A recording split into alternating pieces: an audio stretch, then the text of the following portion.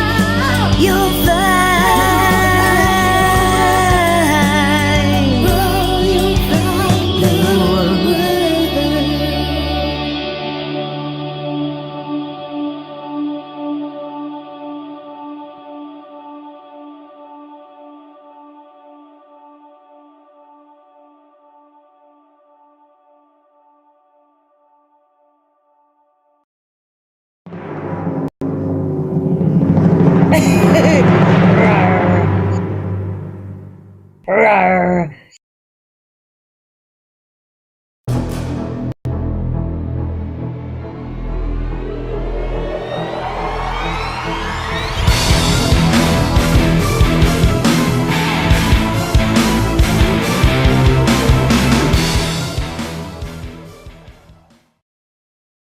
cover digital audio workstations and music tools. We explore theory, gear, and 82.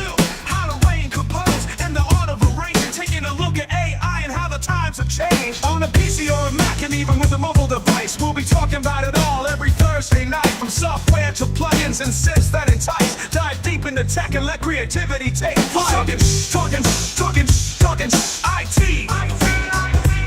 We're talking IT. Come and join in and have some fun. It's highly educational with a lot to learn. From bedroom producers to seasoned pros, we're breaking it down so knowledge grows. Whether you're a DJ or a beat making wizard, we got the tips and tricks to make your sound sizzle. Mixing and mastering, that's our jam. With the tutorials and tips on how much RAM. Get the best quality from your setup and gear. Tune in every week and lend us your ear. We're talking IT. Come and join in and have some fun. It's highly educational with a lot to learn. We're talking IT.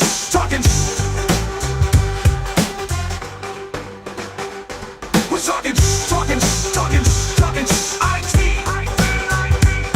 talking IT. Every Thursday night on Angified.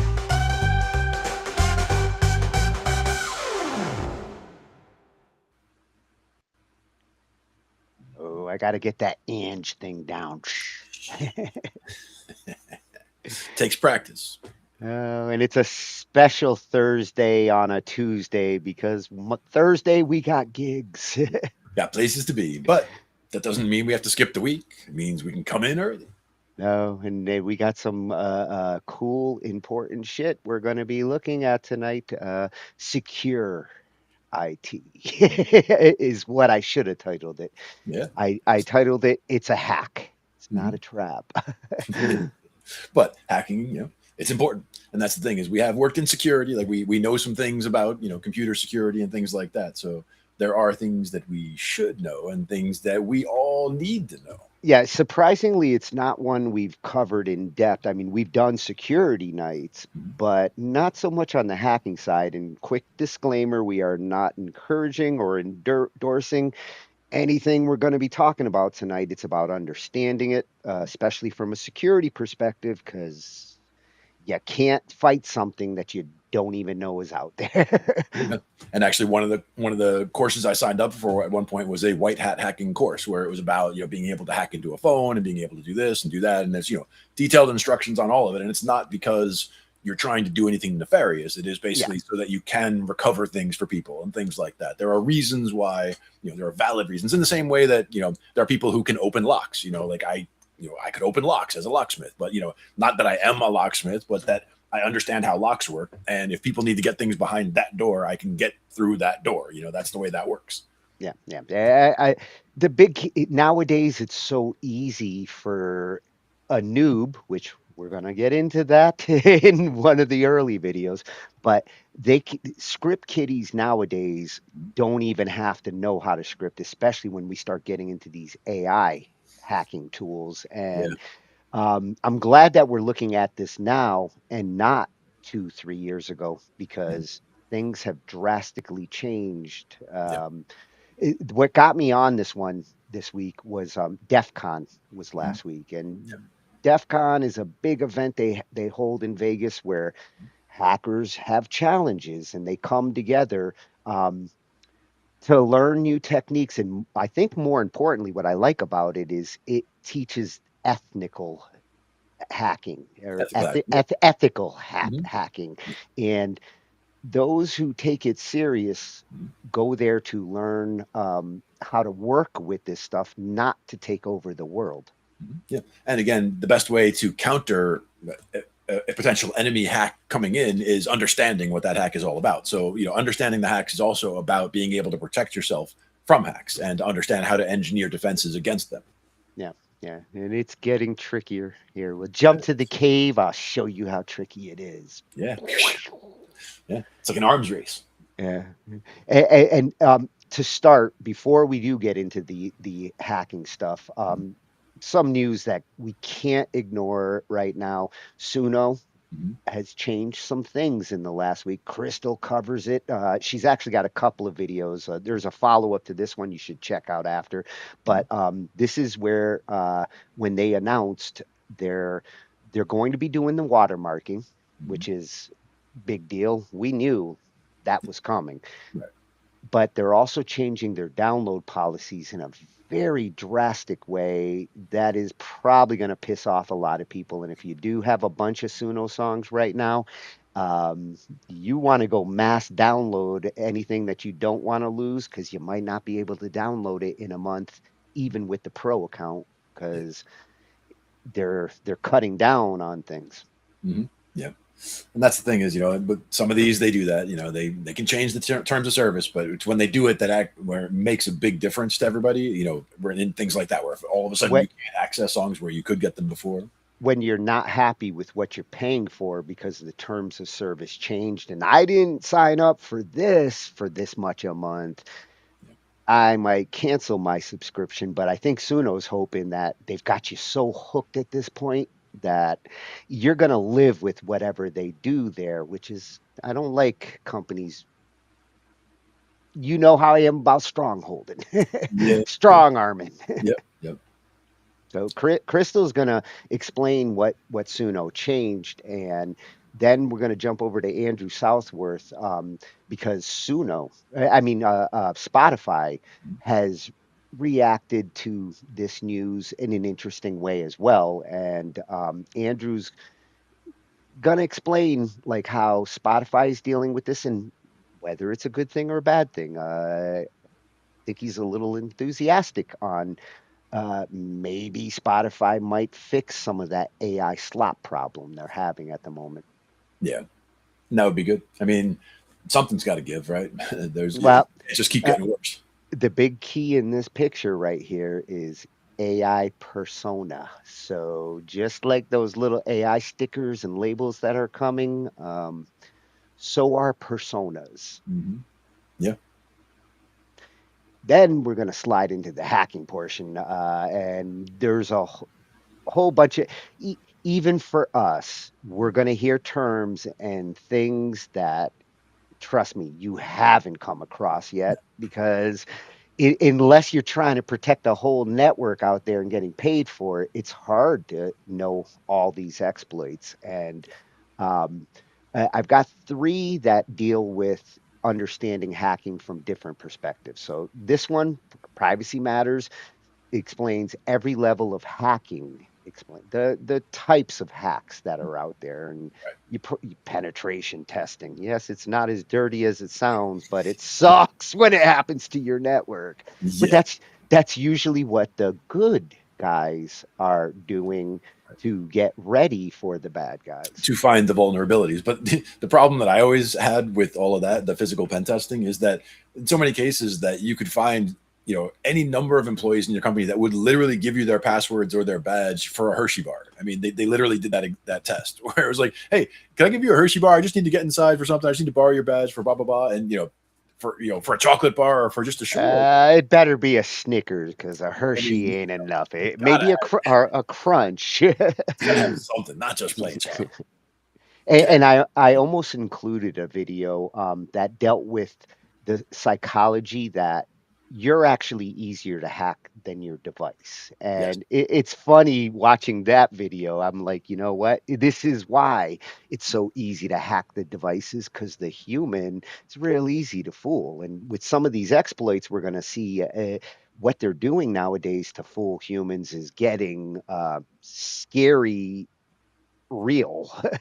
For sure. And again, the talking about how we're going to see things that we don't even, even as people in the field, we don't recognize it yet. This stuff changes so fast also that, even if I was staying on top of it like I used to, I would still be, encountering new things all the time because of the speed at which these things are evolving.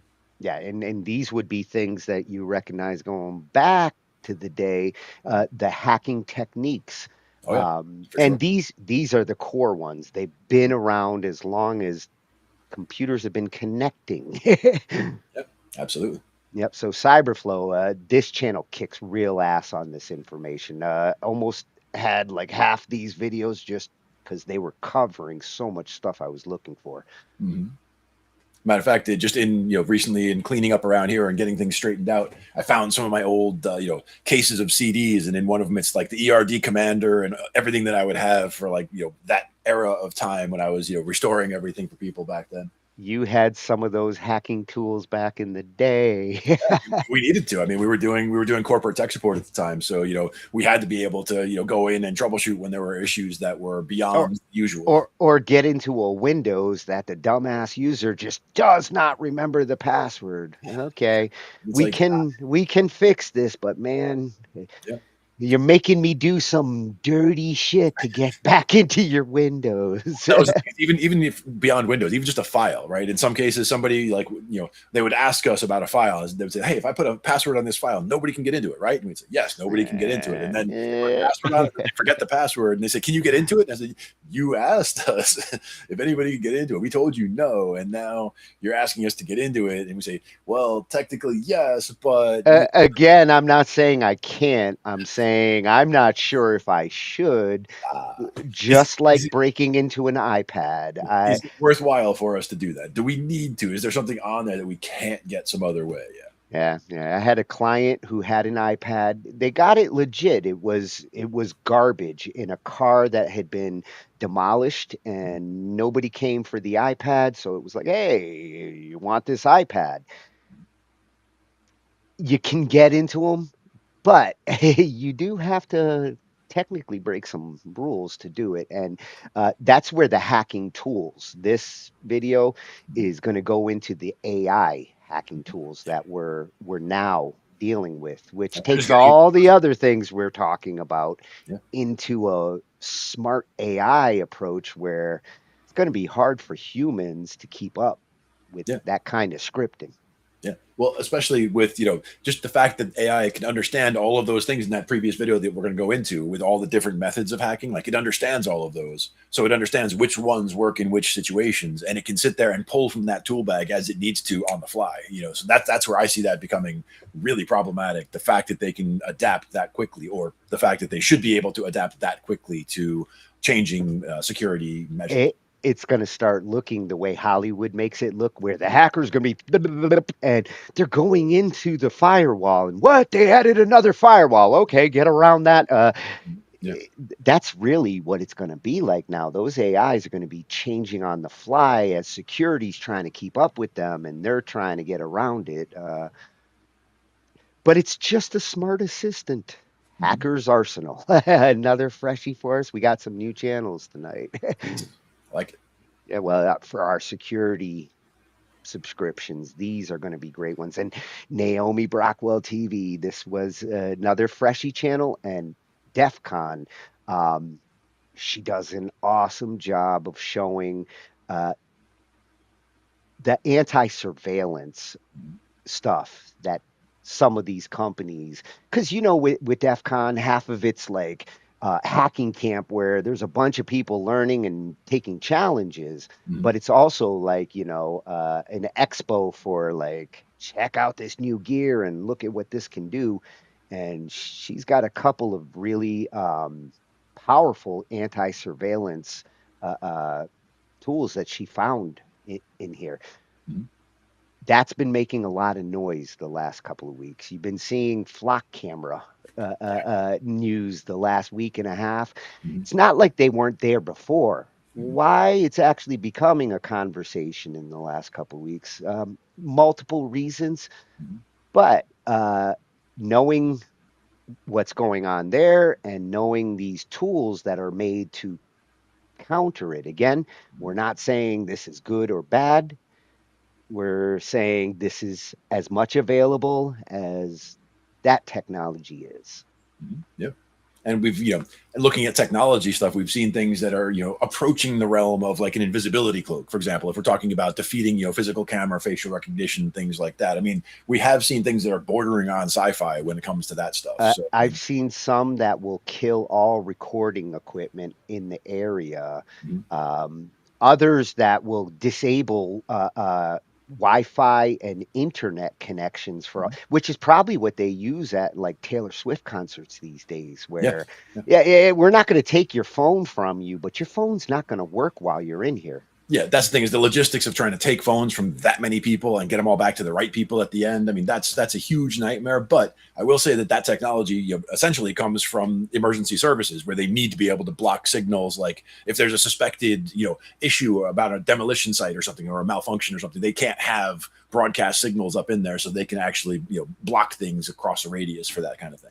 One of the most troubling ones that I saw in as I've been going the last couple weeks down this rabbit hole is it's a fake cell tower that intercepts all mobile phones within its range. Will say that's the closest cell tower, and I hate to say it, but some of that's being used by legitimate agencies in an attempt to, like, this is the modern wiretapping. Yeah, it is, and it's more of a wiretap phishing net, where you're basically just you can, everybody going by, you can get a little sample of the data and what have you, and see if any of it sparks any of the alarms that you're trying to track. But it's a total man in the middle at the cellular level, where everything you're doing to this cell tower that relays it to the real cell tower, everything you're doing in between, it's capturing passwords, it's capturing messages that technically should be encrypted from your device to that cell tower, but they're capturing information that borders on a level of privacy issues that we have not properly legislated yet. The laws on this stuff still changing. And again, getting the legislators to even understand the technology behind it, or to bring the right people into the room to explain the technology to them. That's a key part of a lot of this, because in a lot of cases, and you can't really blame legislators a lot for it, because that's not really their job to understand this stuff. They need to legislate about this. It's the same way they're dealing with the social platforms and other technical things. That I was a lawyer. I became a senator because I was a lawyer, not because I'm a technician. Right. But again, understanding which people they should bring into the room to explain the technology to them, and listening to the people that they bring in, and finding out from people that are relevant and from a lot of different sources. So you're not just basing your opinions on one opinion, but trying to get a consensus from the field. Trusting your experts there, because when you see these tools, you're going to ask yourself, what happens if that tool's in the wrong hands? Like, this tool's super powerful in Superman's hands, super dangerous in the Joker's hands. Yeah. And I mean, again, we, when I was working as a network administrator, we knew people who, everybody has access. As a network administrator, I would have access to any file on any machine anywhere in the building, because I have to be able to get that access when somebody loses it, right? So I have all the keys to all the castle, but I only use them to look at files that I should be looking at. So it will, like, the servers will log when someone accesses files that are restricted. And so if you just are, decide to go snooping around and look at, I don't know, salary information or whatever, if you shouldn't be in there, you shouldn't be in there. So don't be in there.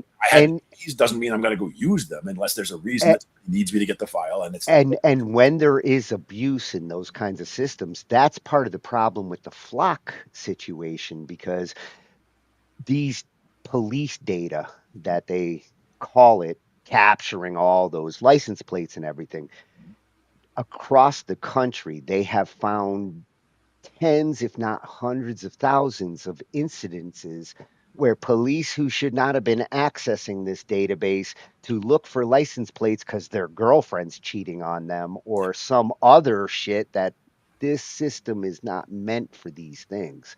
Sure. Part of the reason why there's a lot of controversy over that right now. Yeah.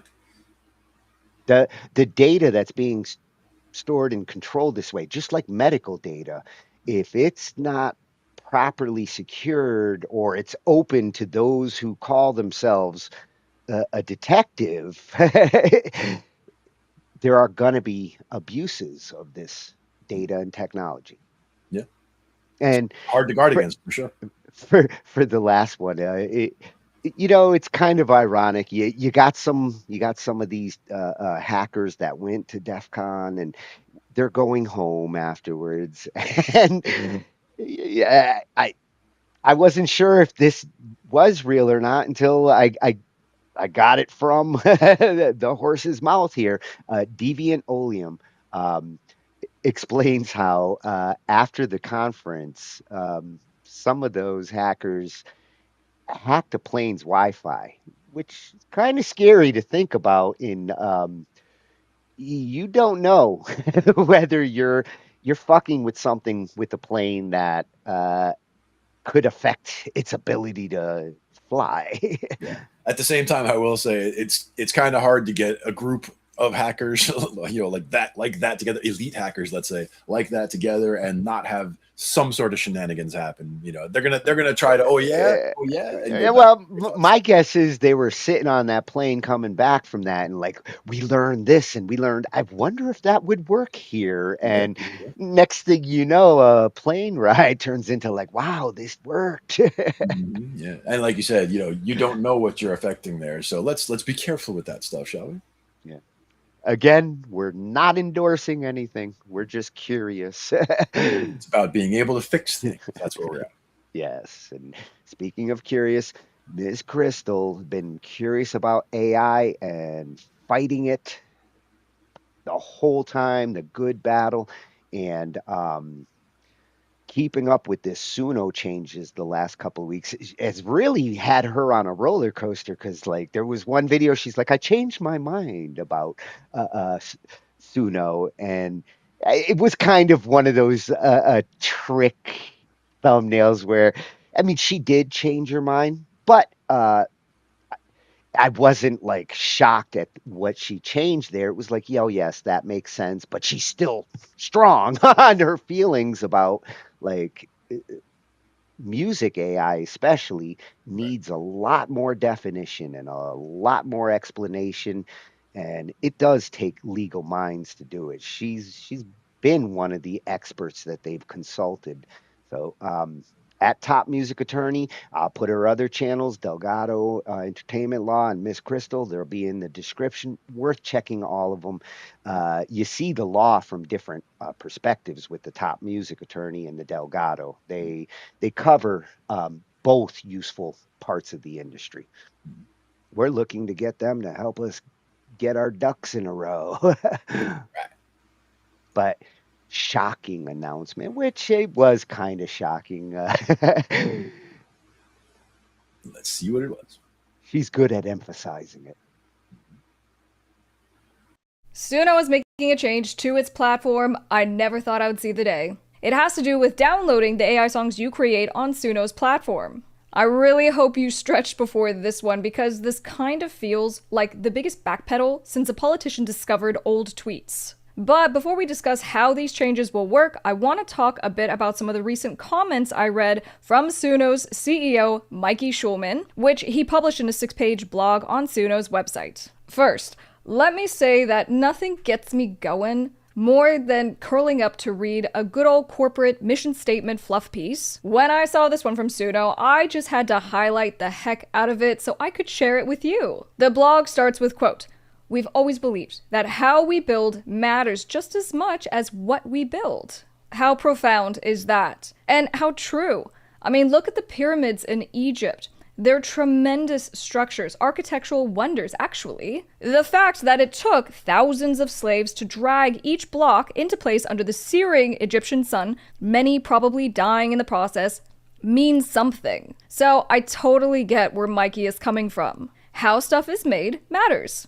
Mikey goes on to say from the beginning, we've held ourselves to a clear set of principles that help us make decisions in a fast-changing environment.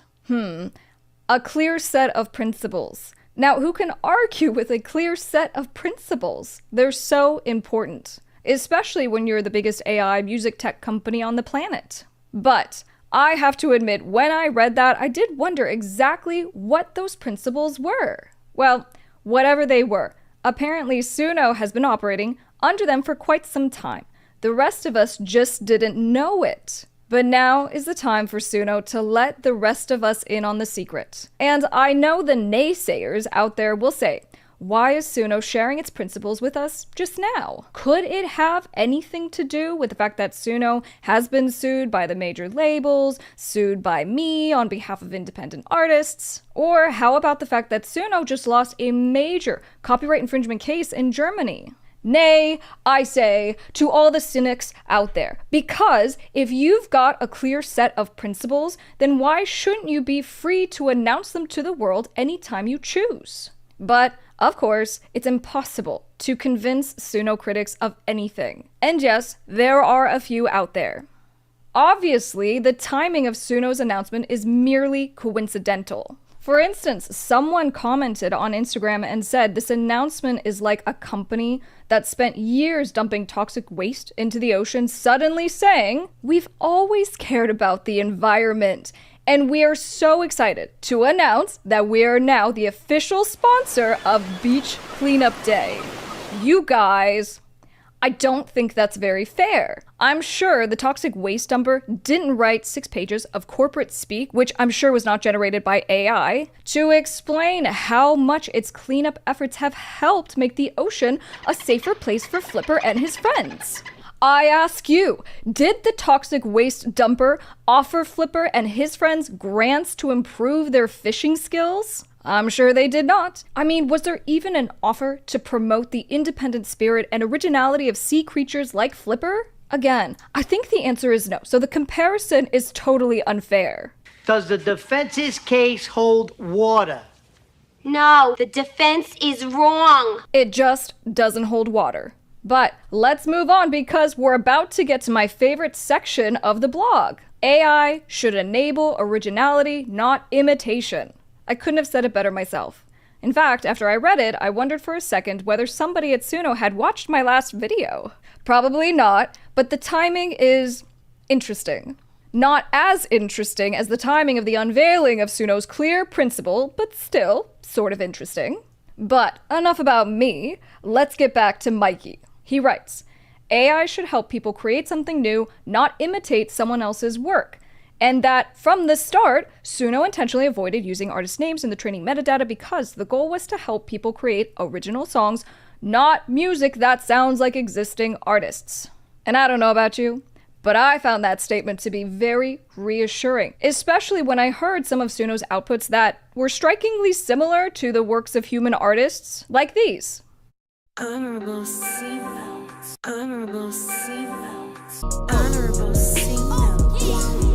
Taj money, Taj money, Taj money. Yeah. Buzz it on that beat, oh. Buzz it on that beat, oh. Buzz it on that beat, oh. Now, all of these examples were obviously unintentional and merely coincidental, but we're getting off track because the best part is yet to come. Buried in the middle of Mikey's blog post is a statement that says Suno will soon introduce a new limitation on downloads. Yep, they're going semi-walled garden. This is what journalists call burying the lead.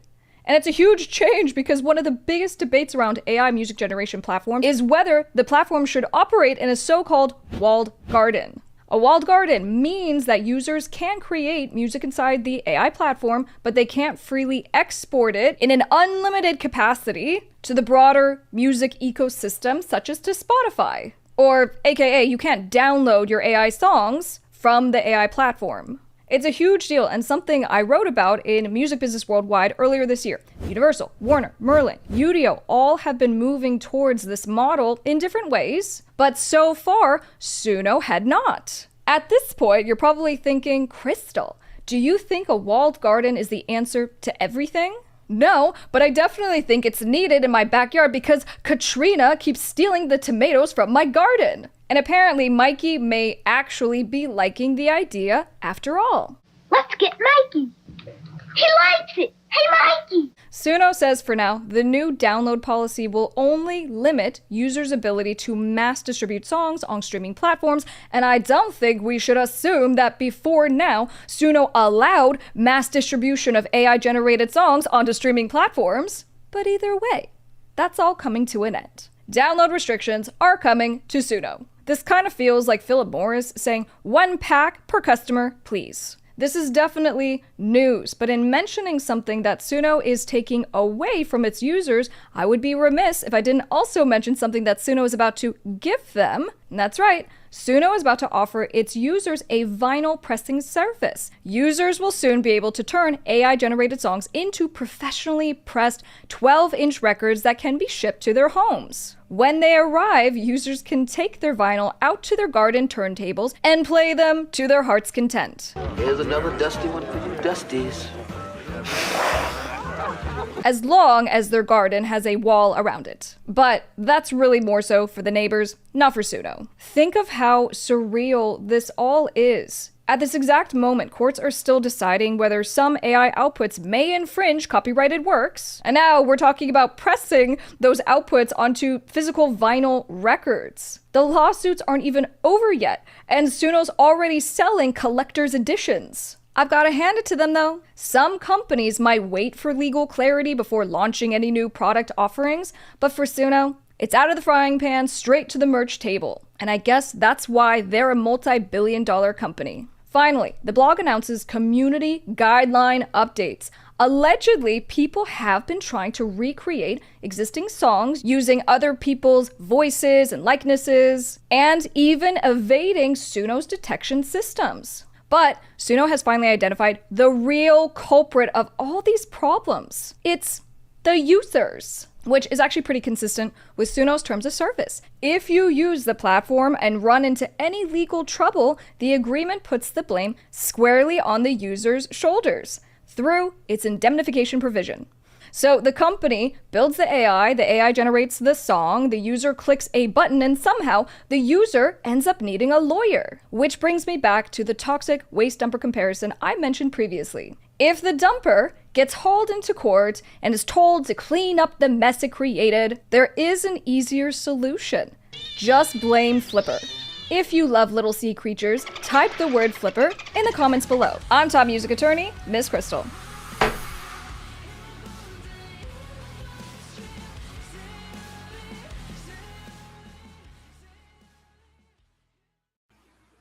Blame Flipper. I'm a Flipper fan too. Gotta love Flipper. I love that I can read her sarcasm sometimes. Like when she's doing her videos, and she's always good at hitting the points and nailing them. And when she does have that little bit of sarcasm, because she's got a great sense of humor, and when she's talking about these industries and like whether they're being the good guys that are helping to clean up the beach, because that's why Glenn's got a sunburn right now. He was out there cleaning the beach. He's a good guy. Swimming around the ocean. But they're coming in after the fact, like a Philip Morrison kind of situation, where imagine if they said 1 pack, that's it. Yep. What do you think all those nicotine addicted smokers are going to do? They're going to go bootleg. They're going to buy some other brand. So this is why, as a business strategy, Suno's probably going to change their mind on this a couple of times over the next month. Yeah. And that's the thing is, it could all change each day. And any of these that become an actual lawsuit and become actual precedent, that can build from there and just become a whole, whether it's a slippery slope or whether it's just, a new problem that wasn't a problem before. These things can come up as suddenly as that. Yeah, they're kind of dealing with the problems as they see them. It's a very reactive approach we're taking to AI development. Yeah. And listening to the description there, where they're training this AI on music. And if we were dealing with a human here, if you were to learn classical music, and could you actually learn Bach, Beethoven, Chopin without knowing who the composers were? Would your education be as properly taught, if you didn't know what was Bach style, what was Beethoven style, I want to be like Nari Soul. I want to understand every composer's style and how I can make this sound like that. That AI needs to be able to recognize what the artist is and what the sound that comes from the artist in a distinguishable way. Yeah, and that's where, like your example with Nare Soul, when she was going through a particular artist and what was definitive about their style, it was the jumping to the fifths, the big octaves, the low, the doing this over here. Like there were certain elements that she kept highlighting that were definitive of that style. And if you were trying to, if you had several songs sitting there and you listen to each one of them, if you can pick these elements out with your ear, then you could tell that this is a Beethoven song and that's a Bach song. Well, and I think Suno was more concerned with modern artists where prompters would be like, I want this to sound like Madonna. Right. If you're saying I want this to sound Baroque-ish or like Bach, there's no problems out there. Bach's been gone for a long time. But if you start going after artists, especially most recent ones, you've seen that problem with Suno, especially with the 3 and the 4 versions, where that cover feature that they have started to sound like, damn, I know where they got that song from because I know that song. Yeah. Well, those producer tags, I mean, you can't tell me that those songs were not part of the training data, right? I mean, there's no way that it magically came up with that producer tag. It just out of the ether. No. It kind of feels like in order for the public to truly trust these AI companies like this, they're going to have to fully disclose their source code. It reminds me of like the Windows days where, Microsoft didn't reveal that stuff in the early days, but eventually, like everybody took a look at what was going on under the hood and where this code came from to make sure that there were no shenanigans. And with AI training right now, we have to take the word of a CEO who probably doesn't even know like what that AI was actually trained on. He's taking the word from some programmers. Yeah, or you never know. I mean, that's the thing is when it comes to things like that, whether whether the training data was knowingly used from things that we knew about and just said, oh, we're not going to tell anybody, or whether it's just not used, or whether somebody down below makes a decision. You don't know where that decision came from in the hierarchy, but at the same time, it doesn't really matter. It's at the point where everything's gotten trained on stuff that's out there. It's kind of the cat out of the bag at this point. Yeah. Now you can train things on things that were trained before, and you'll still get some of those elements coming back up. The toothpaste is not going back in the tube. No. And that's where actual skills and being able to actually produce music as a person sitting in a place are valuable skills to have going forward, because the more AI becomes slop, the more people are going to want the real thing. The more AI does this, it's going to define the value you actually have as a creative person. Find that creativity and kick AI's ass. And thank you, Crystal. You are a soldier in humans getting better and hopefully not getting ripped off along the way, because a lot of what she's fighting and working towards is the same thing artists were dealing with before when they were dealing with record companies. Now they're just lost in an AI shuffle with distributors who are holding money and algorithms. Yeah.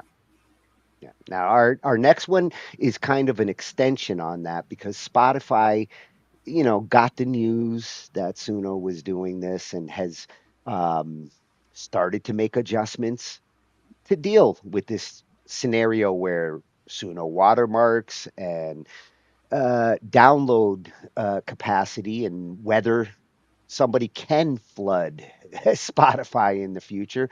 It's possible Spotify might have found some solutions to the AI slop. Possible, but unlikely, I think. Yeah, I'm crossing one of my fingers. The other one's not convinced. So at Andrew Southworth Worth covers this, and he does have a lot of information on the platforms, especially the musical ones, and how it works freshy for us. And when we do go down these platform rabbit holes, because we have to, there's a few of them that really matter, and Spotify for the musicians out there, kind of the big dog in the music platforms. Yep.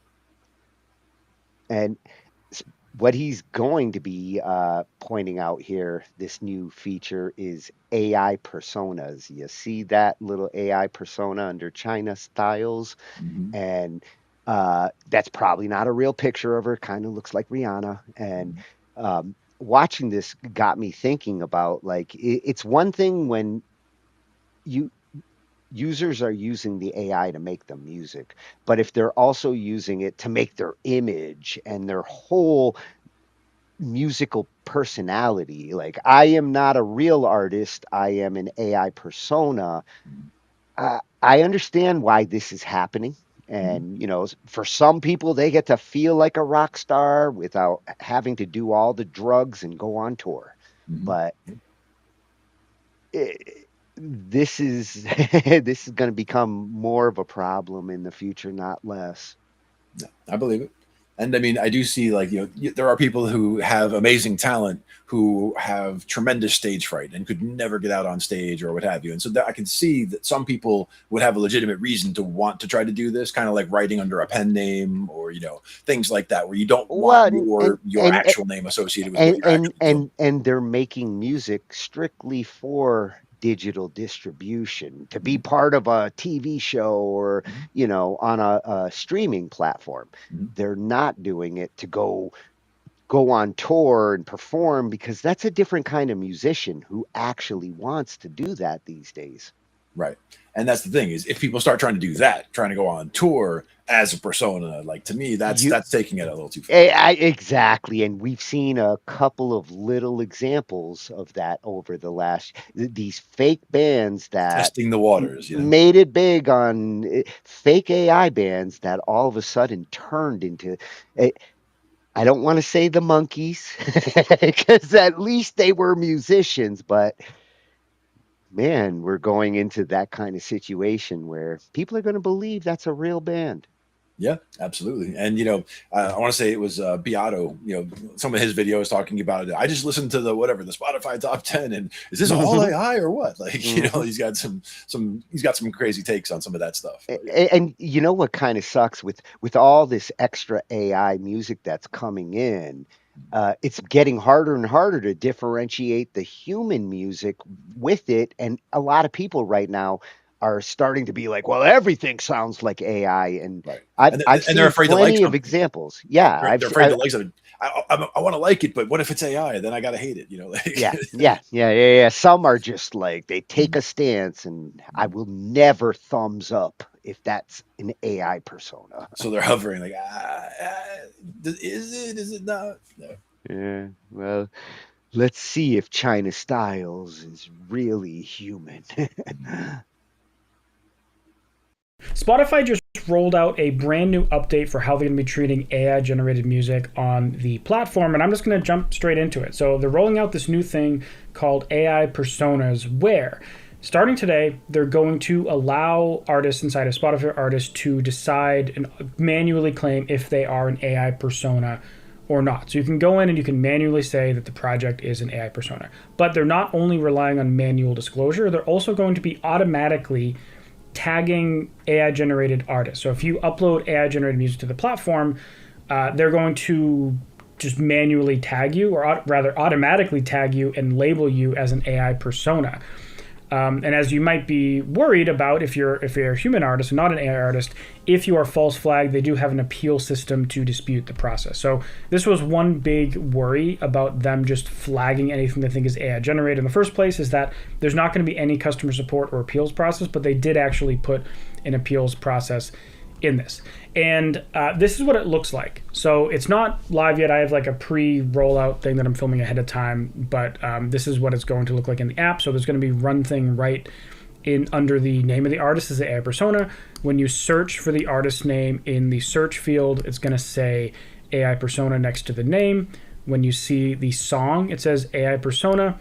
When you scroll down into the credit system, it says AI persona. When you look at the artist badges, it says AI persona. So basically, like everywhere you look in the app, with the exception of like this little tiny player down here, it's labeled as AI persona. So essentially everywhere across the app, you'll be able to see if a song, or rather an artist that has a song, is an AI persona or not.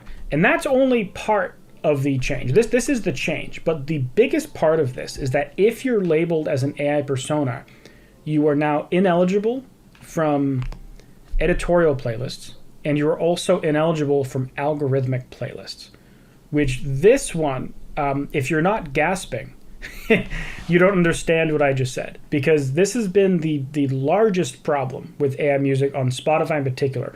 Spotify is known for having this great algorithm that can push your music out and multiply it much further than your advertising can possibly do alone. So what happens is you market your music, you trigger the algorithm, and your song gets pushed out way further than it was from that alone.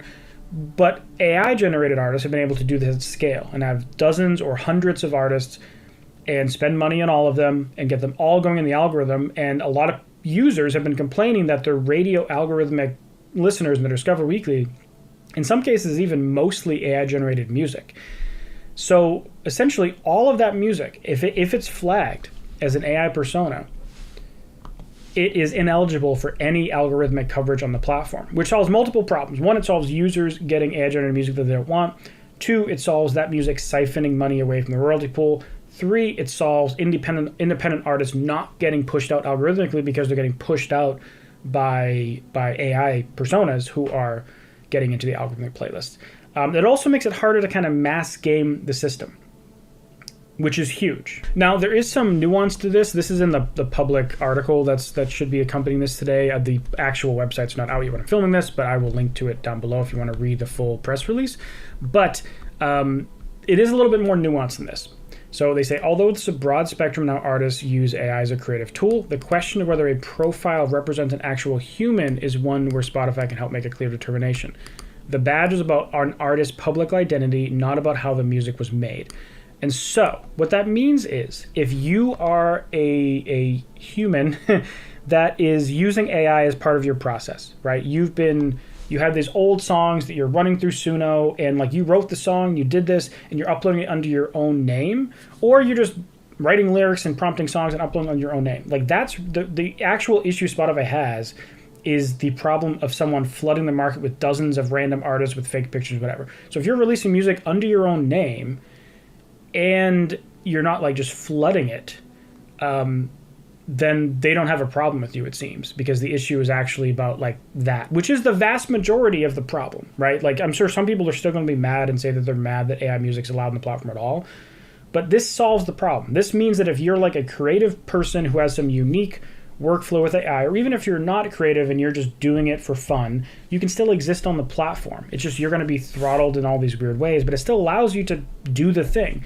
So if your only objective was to do this for money, you kind of can't anymore.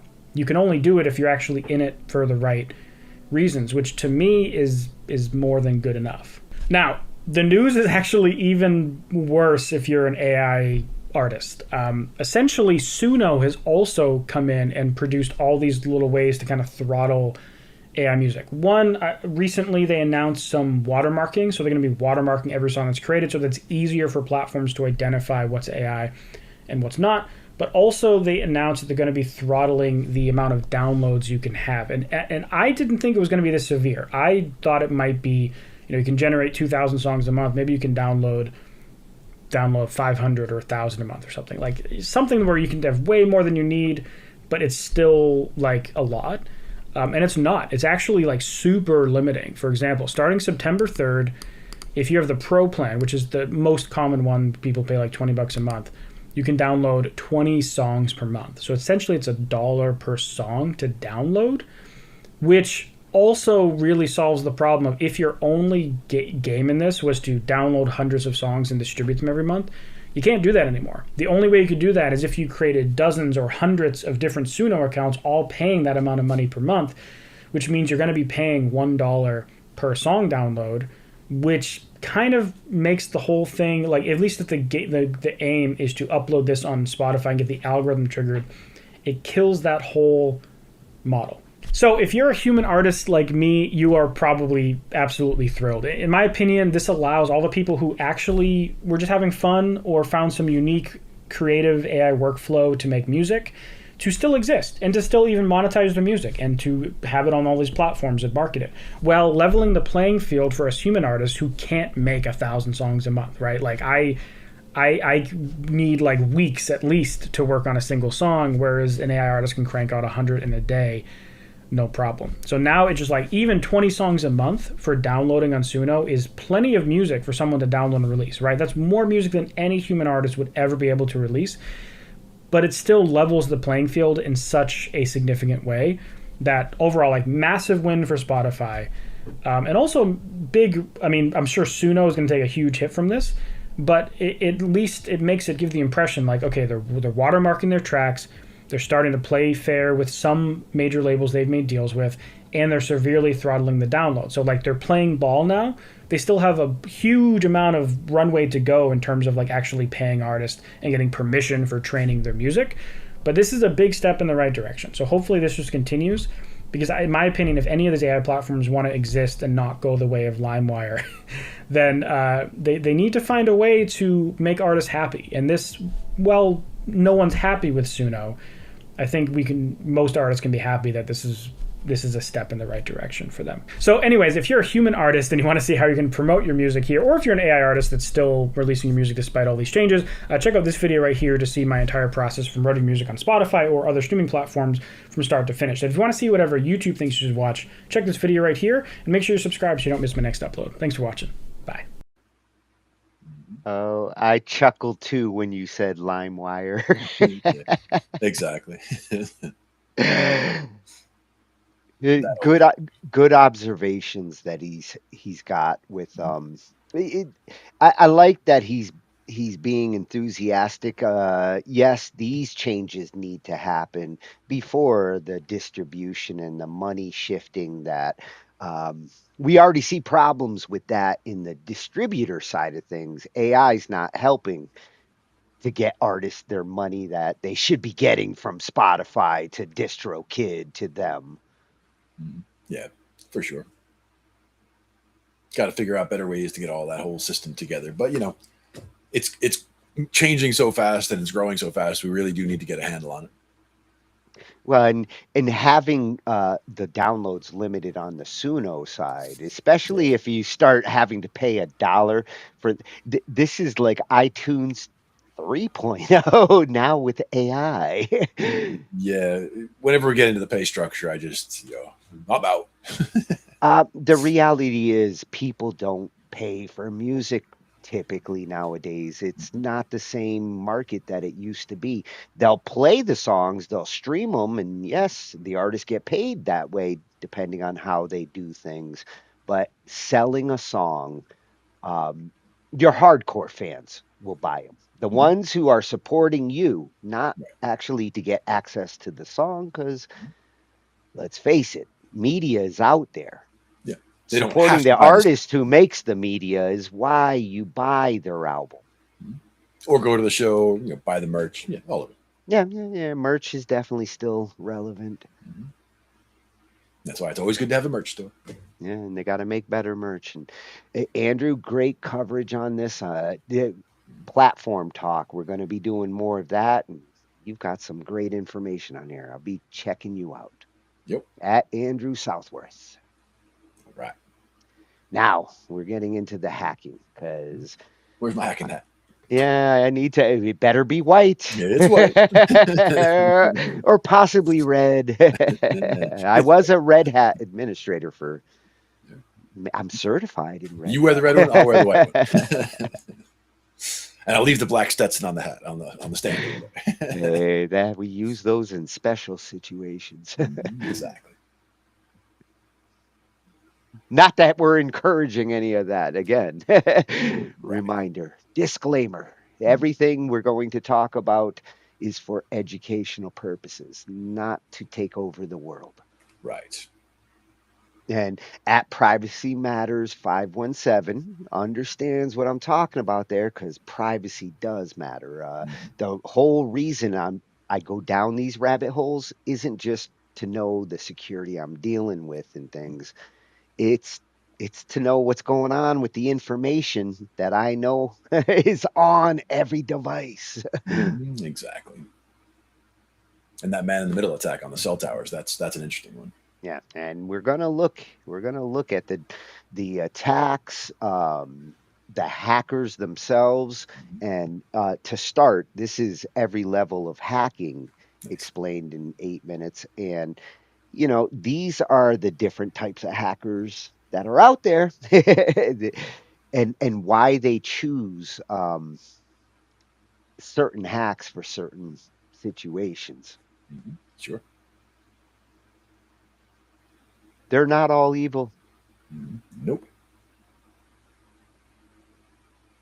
Phishing. Phishing is when hackers trick you into giving them your personal information by pretending to be someone you trust, like your bank or a social media site. They might send you fake emails or messages that look real but aren't. Spear phishing. Spear phishing is a more targeted version of phishing. Instead of sending out generic fake messages. Level 0.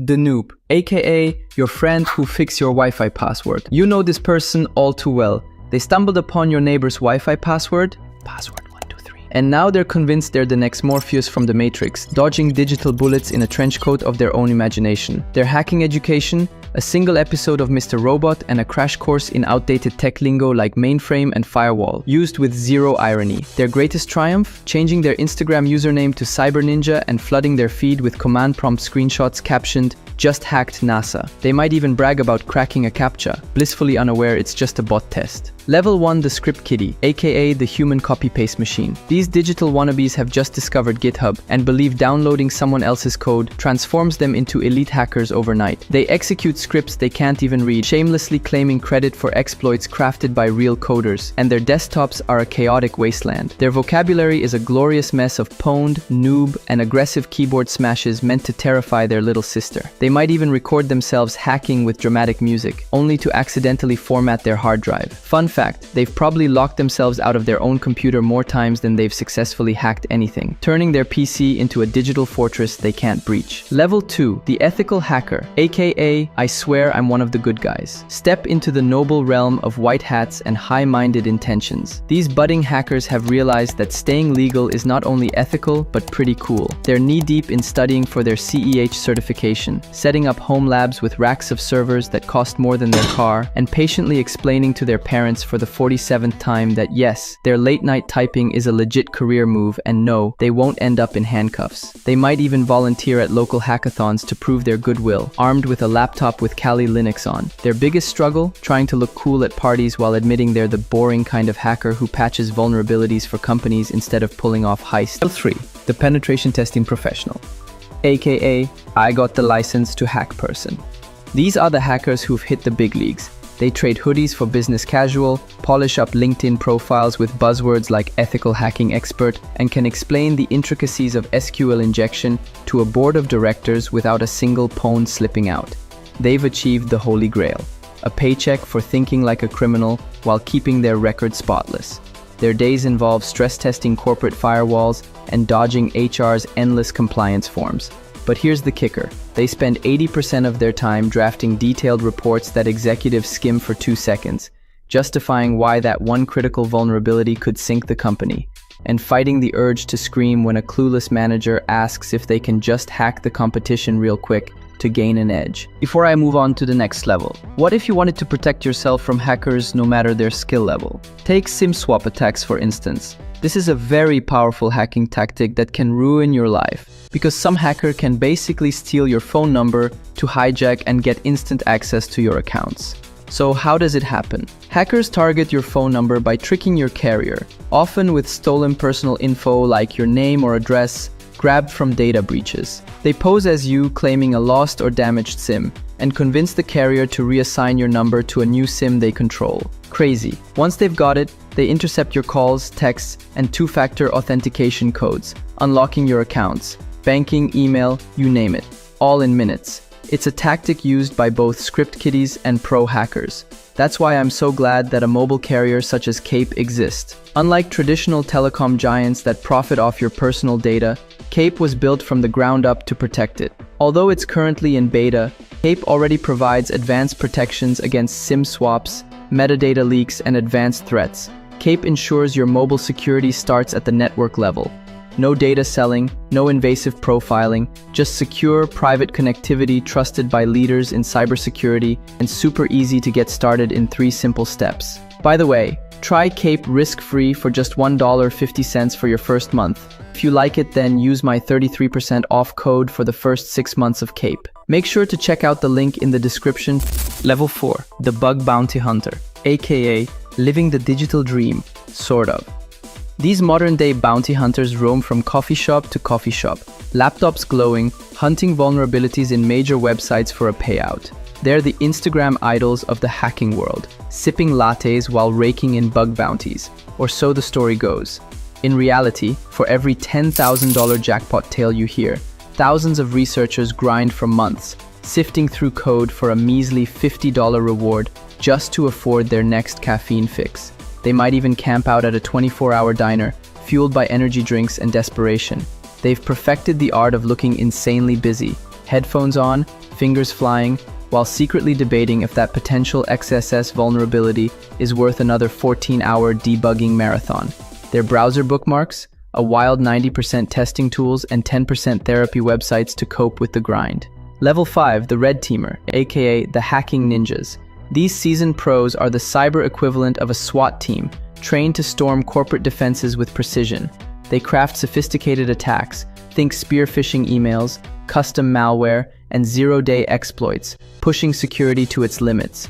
Their battle scars come from late-night ops, like a 3 a.m. drill where they cracked a network in under an hour. Their war tales? Triumphs like outsmarting a firewall with a rogue USB drop, and epic fails, like the rookie who triggered a real alarm during a test. They know the IT crew will scramble, but they also know Sarah from HR will click that fake bonus check email, even at this ungodly hour. They've ditched the dream of impenetrable systems, embracing the thrill of chaos instead, fueled by midnight energy shots to keep the pressure on. Level 6, the nation-state operative, aka my job doesn't exist on LinkedIn. We're venturing into shadowy territory, where job descriptions are locked in classified vaults and coffee meetings occur in soundproof rooms with armed guards.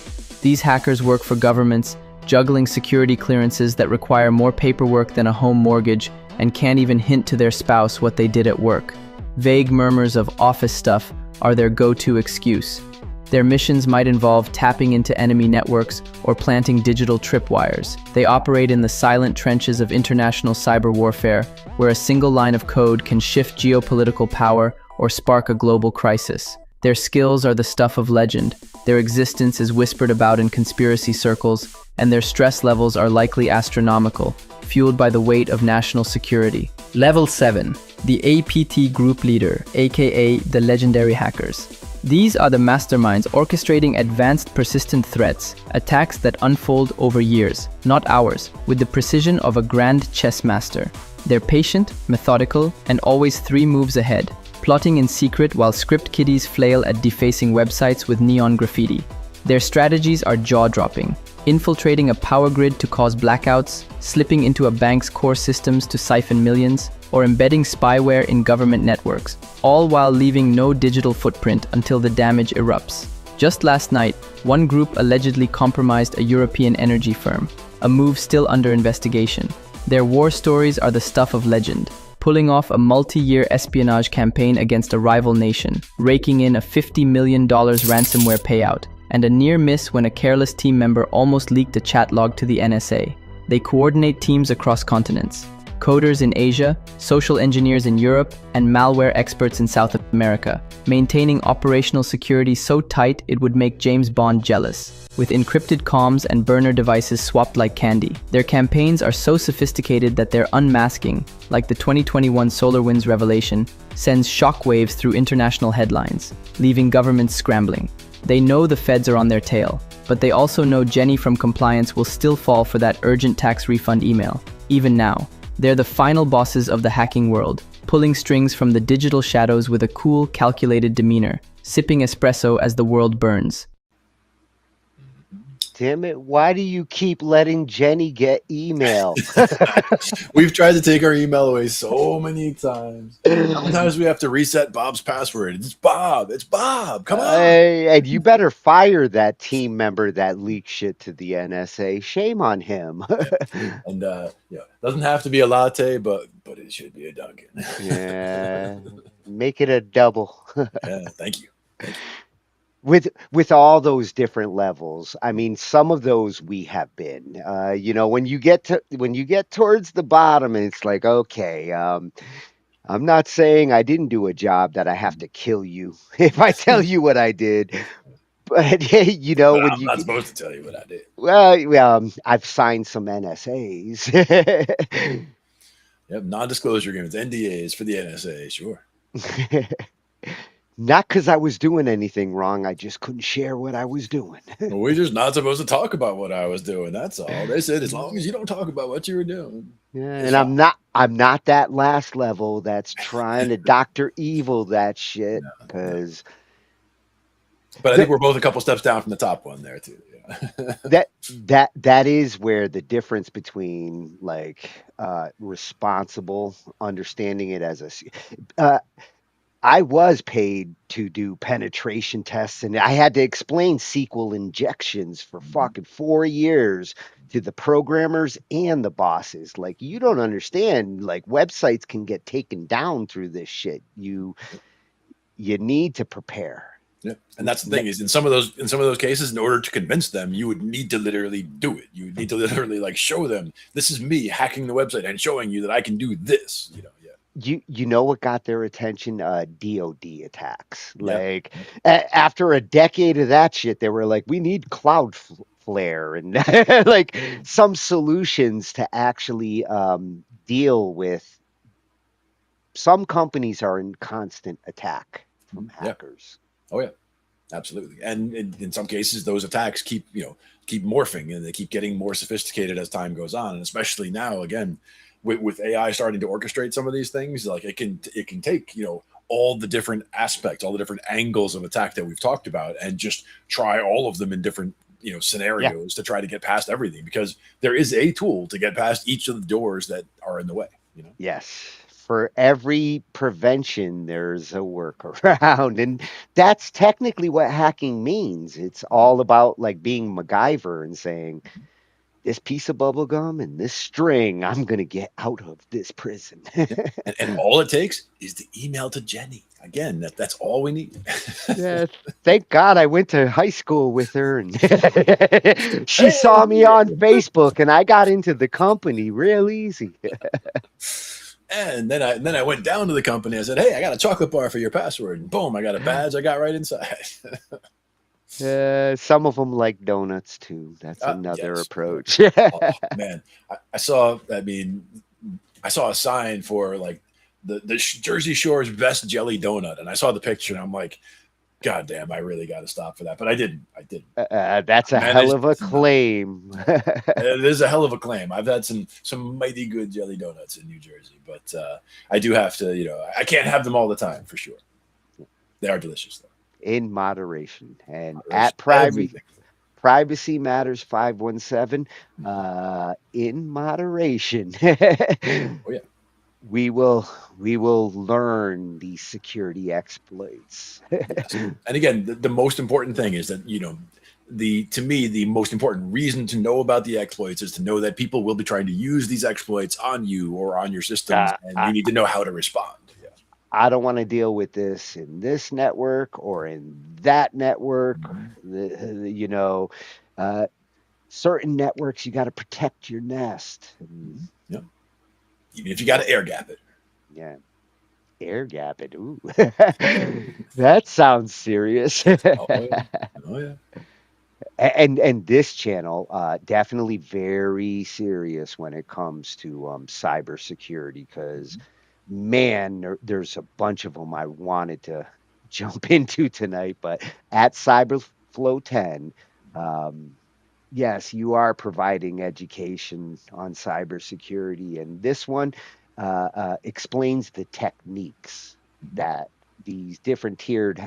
Because ironically, nowadays the noob can pull off some impressive techniques Oh, yeah. if they get the right script from the right website. Mhm.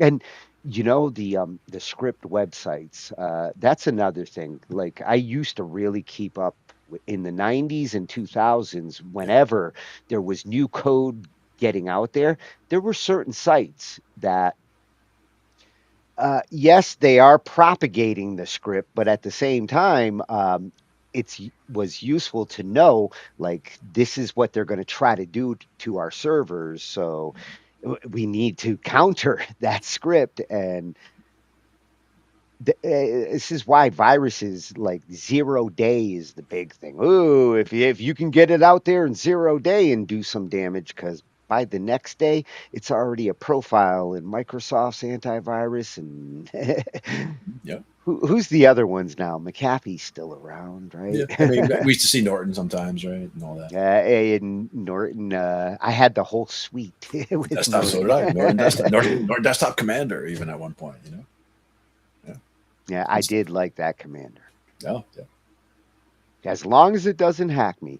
So Cyberflow is going to show us the techniques that these noobs and evil geniuses use. Mm-hmm. Easier and easier. With great power, with great hacking. Comes security. Security. All right, I got to make sure it's the right one. This is hacking technique. Yeah, they're a little out of order. You're out of order. I can't handle the truth. Exactly. No, this ain't it either. Mm. The spyware must have got in there. Ah, here we go. Phishing. Phishing is when hackers trick you into giving them your personal information by pretending to be someone you trust, like your bank or a social media site. They might send you fake emails or messages that look real but aren't. Spear phishing. Spear phishing is a more targeted version of phishing. Instead of sending out generic fake messages, hackers aim their attacks at specific people or companies. They often know a lot about their target, making their messages even more convincing. Whaling. Whaling is fishing for the big fish. Important people like CEOs or executives. Hackers craft highly personalized messages to trick these high-profile targets into revealing sensitive information. Malware. Malware is bad software designed to harm your computer or steal your information. It includes things like viruses, Trojans, and ransomware. Think of it as a digital disease that infects your computer. Ransomware. Ransomware locks up your files or system and demands money to unlock them. It's like a digital kidnapper holding your data hostage until you pay a ransom. Spyware. Spyware secretly watches what you do on your computer and sends that information to the hacker. It can track your keystrokes, capture screenshots, or even turn on your webcam without you knowing. Trojan horse. A Trojan horse is software that looks useful or fun but hides harmful code. Once you install it, the hidden malware inside can take over your computer. It's like opening a friendly-looking gift that has a nasty surprise inside.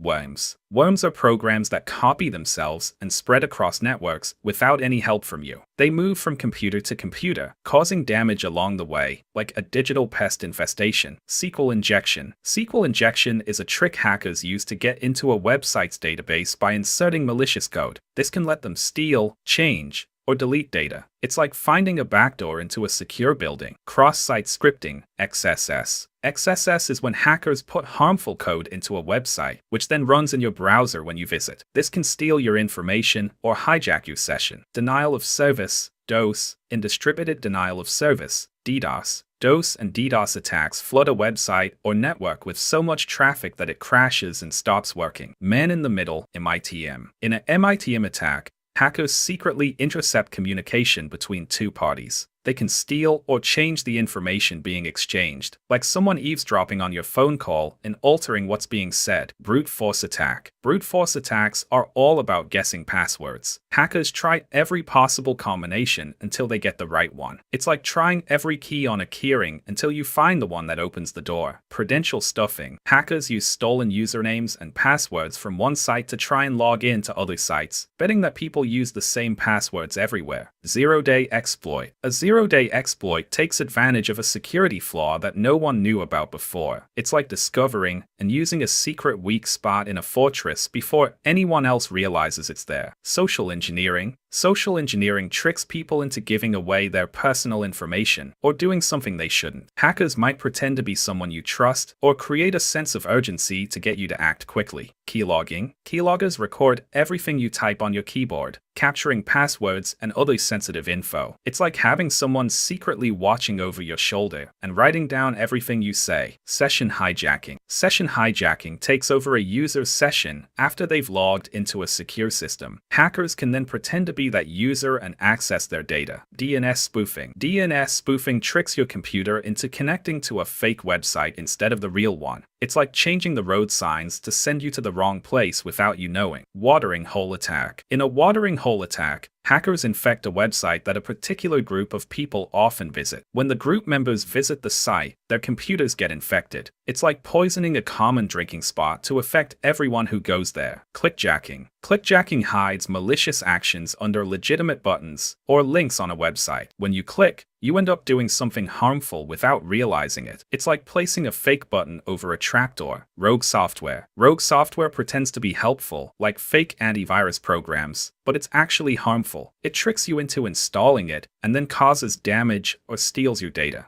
Eavesdropping. Eavesdropping attacks listen in on private communications, stealing information as it's sent. Exploit kits. Exploit kits are tools that automate the process of finding and exploiting vulnerabilities in software. Hackers use these kits to launch multiple attacks quickly. Drive-by download. Drive-by downloads happen when you visit a compromised website and malicious software is downloaded to your computer without your knowledge. It's like stepping on a nail while walking and getting hurt without realizing it. Rootkits. Rootkits are programs that give hackers control over your computer without you knowing. They hide deep within your system, making them hard to detect. Backdoor. A backdoor is a hidden way into a system that bypasses normal security checks. Hackers use backdoors to sneak in without setting off alarms. Botnets. Botnets are networks of infected computers controlled by hackers. They can be used to launch large-scale attacks or send out spam emails. Password spraying. Password spraying is when hackers try a few common passwords on many accounts instead of trying many passwords on one account. It's like testing a few popular keys on many locks, hoping one will fit. Cryptojacking. Cryptojacking secretly uses your computer's resources to mine cryptocurrency. You might not even notice, except that your computer is running slower. Firmware hacking. Firmware hacking targets the low-level software that controls hardware components. It can give hackers deep access to your system. 32. Cross-site request forgery, CSRF. CSRF tricks you into performing actions on a website you're logged into without your knowledge. It's like having someone forge your signature to authorize a transaction. Privilege escalation. Privilege escalation is when hackers gain higher access levels than they're supposed to have. This can allow them to control more of the system. It's like finding a janitor's key that opens all the doors in a building. 34. Command injection. Command injection lets hackers run dangerous commands on a server by exploiting poorly coded applications. It's like finding a way to slip instructions to a machine that it wasn't meant to follow. Session fixation. Session fixation forces a user to use a specific session ID, which the hacker can then hijack. It's like assigning someone a ticket that you can later claim and use yourself. Shoulder surfing. Shoulder surfing is the simple act of looking over someone's shoulder to see what they're typing or viewing. Blue snarfing. Blue snarfing is the unauthorized access of information from a Bluetooth-enabled device. Hackers can steal contacts, messages, or files without you knowing. Bluejacking. Bluejacking sends unsolicited messages to Bluetooth-enabled devices. It doesn't steal information, but can be annoying and intrusive. It's like slipping a note to someone without their consent. SIM swapping. SIM swapping tricks your phone provider into transferring your phone number to a hacker's SIM card. This lets them intercept your messages and calls. Jailbreaking/rooting. Jailbreaking or rooting removes software restrictions on a device, giving the user or hacker full control over the system. Stay safe and see you next time.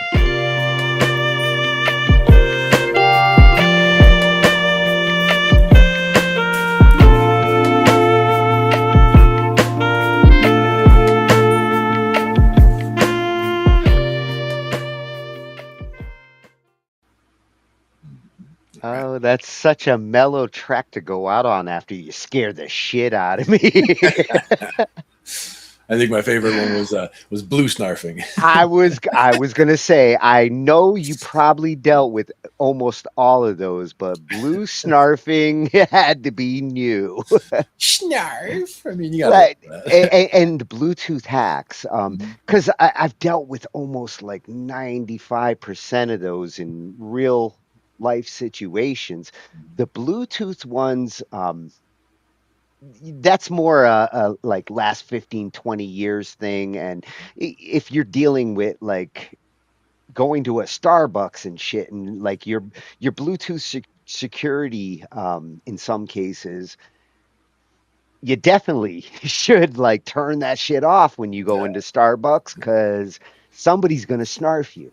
Yeah, see, to me, it's just, if I'm not actively using the Bluetooth, it's off. It doesn't need to Yeah. be on. And that's where it gets into like good responsible device setup. Like if you don't need to have something wirelessly transmitting because you're not using it, by all means turn that shit off. You're gonna be at least this much more secure. Exactly. You're still connecting to the internet, so you're fucked. But at least how you connect and what you're connecting through is less intrusive if you turn off the things that don't need to communicate. Yeah, you're a less simple target for them as they're, if they're just driving by, they'll get, that guy and that guy before they'll get you. Yeah, and unfortunately, when it comes to mobile, nobody's even like. I just want my phone to work when I use it. I'm not going to turn it on and off or flip the Bluetooth on and off. Most people won't do that with their mobile devices. Yeah, and the thing is, to me, it's I really don't use Bluetooth very much. So like for me, when I go to use Bluetooth, I'll go turn it on, use it. But like when in the days where I used to wear you don't have Bluetooth headsets? I will not talk on the phone. So, but if you're jogging, Glenn's running down the beach, getting a sunburn, you listen on. No, I actually I haven't had earphones in to listen to music in a long time either. But it was the the collar where it was like a piece that you wear around that has like the batteries in the neck, and then the earbuds just pop up into the ears. Yeah, I like that design. I'd rather have it come up like that than this shit gets tangled and shit. Like you mentioned about running. I mean, running, you're not going to run with something like this on your head. And if you're running with one of those where it's all on the ears, that's a lot of bounce on your ears, right? So this is with the collar. I mean, the collar bounces up and down too, but it would be easier to have that kind of, tamp down and just the light earbuds in the ears. Yeah. But the important thing is I really just don't listen to music on the run like that. Like I would normally be listening in the car, listening in the house, but not so much on the mobile. And I will not play music through the speaker on my phone. I will not walk around on speakerphone. I know people who do that, and it drives me berserk. If somebody's walking around and they're having a phone conversation, I have to hear both ends of that phone conversation. I want to slap them because I don't want to hear anything to do with the phone. But that's just Glenn has standards. I do. And again, a lot of it has to do with the career in tech support. I spent 20 some years in technical support, and after getting done dealing with people's problems all day and on the phone all day, then you go home and you get the phone calls from your friends and family who need tech support. So you get to spend all of your life on the phone. So when you get done with that career, you are not getting on that phone unless you absolutely have to. It was 24-hour tech support. Yes. It still is. It still is. I mean, it always has been. And the thing is that there are less people who try to call me at this point because everybody knows that they can't get through to me. If they have to talk to me, if they need something like that, I will do that. But they will text me and say, hey, can you call? I need to do blah, blah, blah. And that's fine. Now I know what we're getting into. We can plan time for it and do it. But the whole, hey, how you doing? Oh, and by the way, when I click on this and that, like luckily those days are behind us now. So that's good. You're not a freestyler. I mean, that's the thing is I had, I had many hours of my life where I spent on the phone going through the same set of screens or the same conversation or describing the same reason why you can't just click on it. Well, imagine if you were on salary dealing with this, because this ain't the same kind of shit we dealt with. No. Those different attacks there, if I had to deal with that now and the frequency of them, it's a 24-hour job. Like I need a team of people watching this shit. Yeah. Especially when it comes to the web server side of things, the data side, the web servers themselves. When a company goes down, even for a couple of hours, Yeah. they can lose a lot of money that way. Absolutely. And that's the thing is it is big responsibility too. So, with the great power comes the great responsibility. And that also means if there is a big problem, it's your butt on the line for, to get it all handled. If it's your department, you're the one, your responsibility. In my case, I was never like the top of my department anywhere that I really was, but I was always, the guy you were always the tallest. I was always the tallest. And I was always the guy that people would come to if they, if they had something weird going on or they, hey, let me bounce something off you. And they, tell me about it, and I'd be like, oh, well, it sounds similar to whatever. Like they understood that I had seen something similar to that before, or had some suggestions on how I would troubleshoot it that might be different than what they were thinking about, for example. Yeah.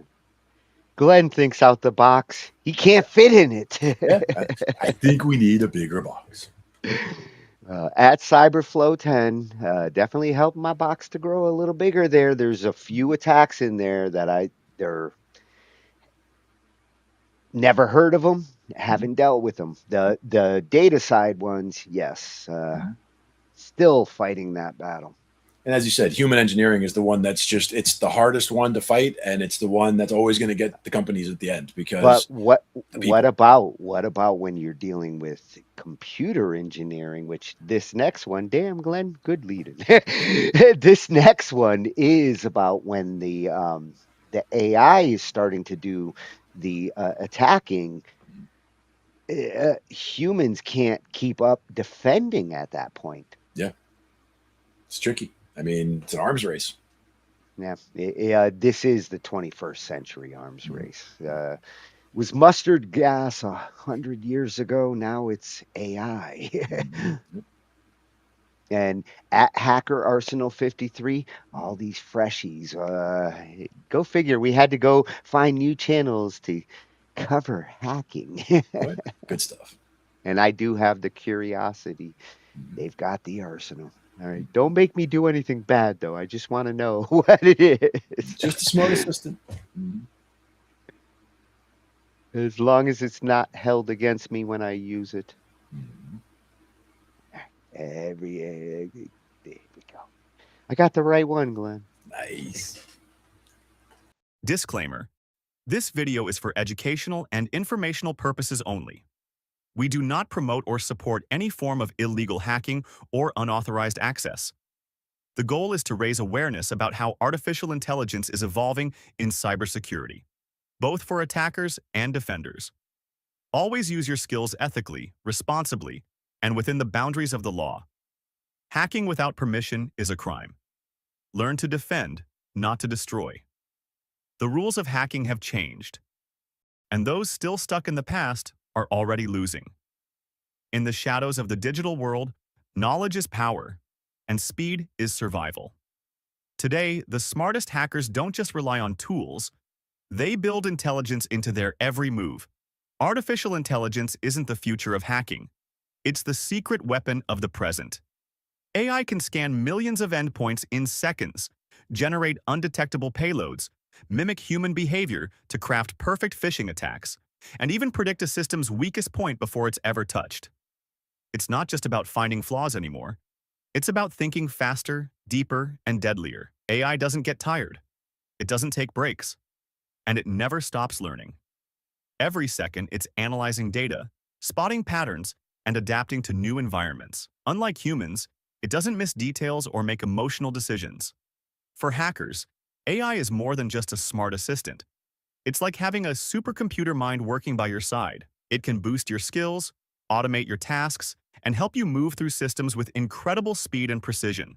In the hands of a skilled hacker, AI becomes a game changer. a powerful engine that transforms you into a digital predator, one who can think faster, strike smarter, and stay way ahead of the target. Now let's talk about the real power moves, the tools that make AI a weapon in the hands of a hacker, not just scripts and payloads. I'm talking about intelligent systems that think, learn, and act. It all starts with powerful language models like ChatGPT, Bard, and open-source tools like GPT-4all, LLama, and Mistral. But the world of AI is growing fast.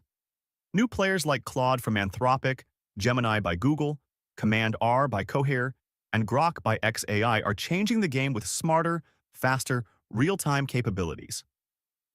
For developers, tools like DeepSeek and Wizard Coder help generate complex code and even find security flaws. And in the darker corners of the internet, AI models like WormGPT, FraudGPT, and custom-trained LLM models are being used to create malware, write phishing attacks, and automate hacking like never before. Ethical hackers use them to write Python scripts for automation, decode obfuscated code, or generate custom payloads using tools like Prompt Inject or ShellGen. But on the darker side, attackers leverage jailbreak prompts, use WormGPT or underground clones like Darkbert to write ransomware, phishing kits, or full attack chains without typing a single exploit by hand. Platforms like ReconNG, Spiderfoot HX, and Maltego get supercharged with AI plugins and automation. They scan, sort, and map entire digital footprints fast. Ethical hackers use them to scope targets. Malicious actors use tools like Photon, Snoint, and even custom GPT bots to build psychological profiles before the first exploit is even launched. And let's not forget about Burp Suite, the king of web application testing. Now, with AI-assisted extensions like Burp GPT, Autorize AI, and Flow GPT, it's not just manual fuzzing and scanning anymore. Pen testers use AI and Burp to generate smarter payloads, identify logic flaws, and even auto-write attack chains based on observed behavior. But attackers, they weaponize Burp with custom AI scripts, chaining together recon, fuzzing, and exploitation using plugins like Turbo Intruder, ActiveScan++, and AI-enhanced repeater logic to bypass WAF and exploit hidden endpoints automatically. And then there's AI-generated malware. No more static payloads. Polymorphic viruses built using AutoGPT, CodeNet, or hidden within macro-infected documents generated through AI-assisted frameworks, slipping past antivirus like smoke through cracks. Researchers use these to improve detection. Attackers use them to stay invisible. On the human front, AI deepens the deception. With tools like 11 Labs, Deepface Lab, and Synthesia, attackers create voice clones and deepfake videos.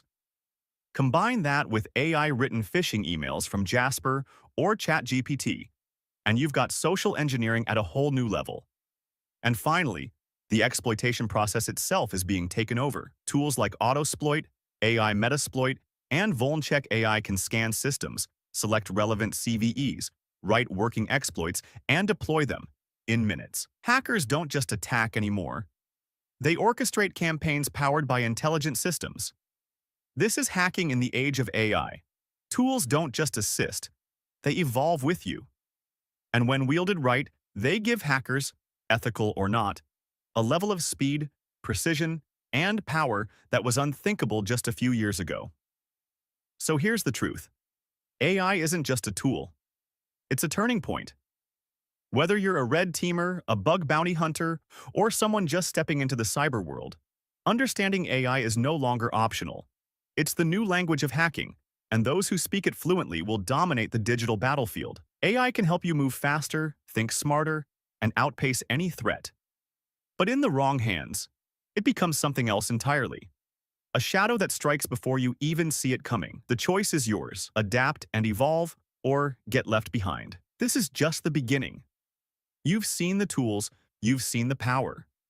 But now it's time to go deeper. In the next video, we're diving straight into the heart of it. How to actually use AI to become a hacker. From building your first recon bot, to writing payloads, to automating your entire workflow. Step by step, real examples, real power. So if you're serious about learning, subscribe now. Because what's coming next could change how you hack forever. And if you enjoyed this, like, share, and comment down below. Let's build this hacker community together. See you in the next one. All right. If you are going to go learn that stuff, watch the last Spider-Man movie. So Aunt May will explain to you that with great power does take ethical hacking. Got to do it. You know, that's the thing is you Be got to one stay ahead of of these things. be one of the good guys. Yeah. Don't be part of the noise and the garbage. That's the shit you want to fix. Get rid of. Fix it. Yeah. But as you can see, there are a lot of things to be concerned about when it comes to security. It's not just, you know, what it used to be. It used to be very one-dimensional, what was coming at you, but now it can come from so many different ways. It's ridiculous. When you have hacking techniques that actually get to know you psychologically and they use synthetic voice to sound like a family member. My aunt got screwed of like $4,600 because she thought her nephew was, or her grandson was in a police station in Colorado. They played a copy of his voice. He even said Mime, like Canadian grandchildren call their grandmothers Mime.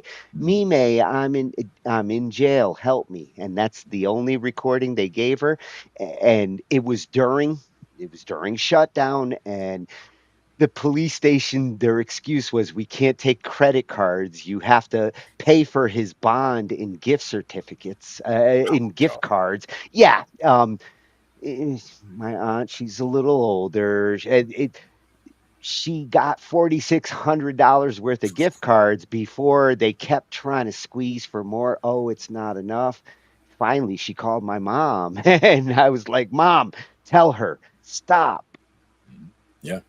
Absolutely. I mean, that's the thing is, you know, and I hate those attacks for so many different reasons, but people who would initiate that kind of attack, knowing what they're doing to the people on both ends of that attack, that's, you know. What about the random call and your insurance is expired? And if you do actually talk to a human because you're pissed off about these calls and you want to tell them not to call you again, ironically, by responding to those calls, then they're capturing voice. They want to hear you say hello.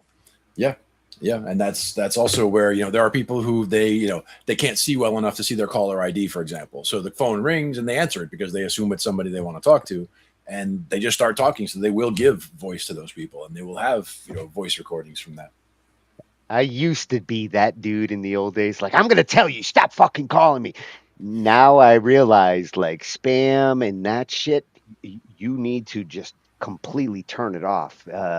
Block it from your vision. Basically, black hole is what I consider it. Like anything that comes, it's like the spam folder. It's like I didn't even see it. You know, it's like it came through it, like you sent it, but I didn't see it, and it went away. And in the case of these security approaches, they don't build black holes, they build honeypots. And that's how they understand.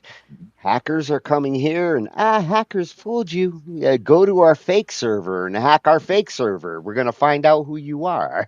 Yep.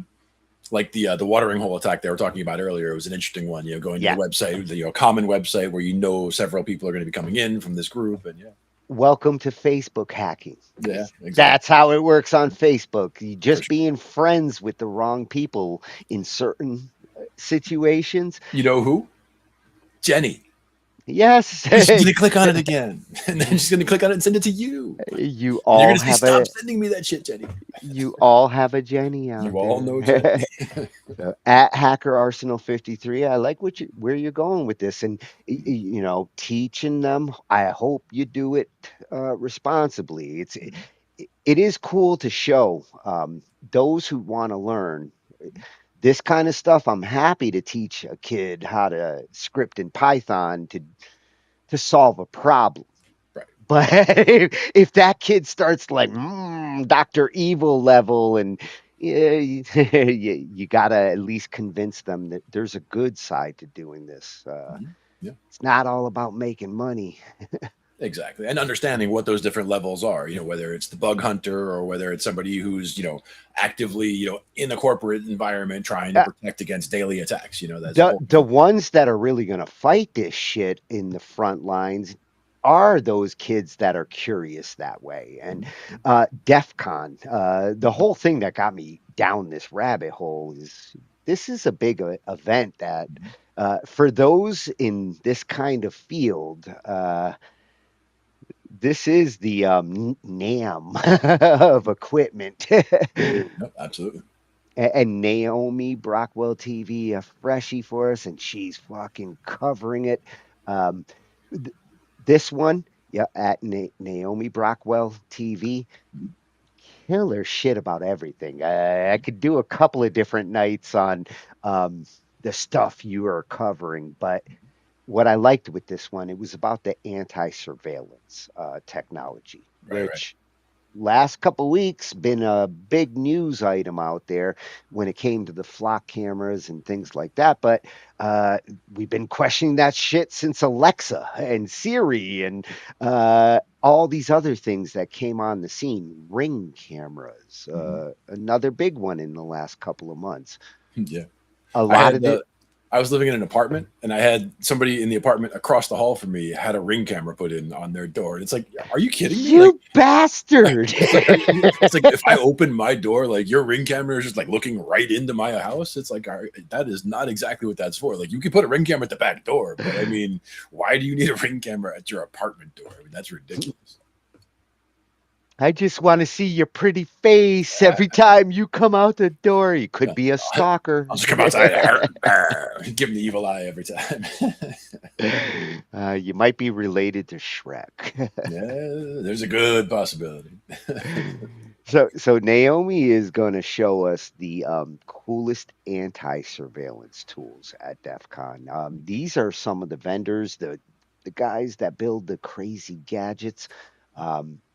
So cheap, so effective. You won't believe how inexpensive some of this shit is. Yeah, I mean, I've seen some of the things that some people will try to do to get it past whether it's facial recognition or just to not be recognized or whatever. There's different things people will try, and we're not condoning that behavior. And obviously, you shouldn't be doing things where you have to hide your identity for these reasons. Well, unless you are that dude with the license to kill and a 00 number. I mean, once in a while there is a James Bond, but we don't usually talk about ourselves that much. Yes, they haven't given me one of those licenses to talk. No.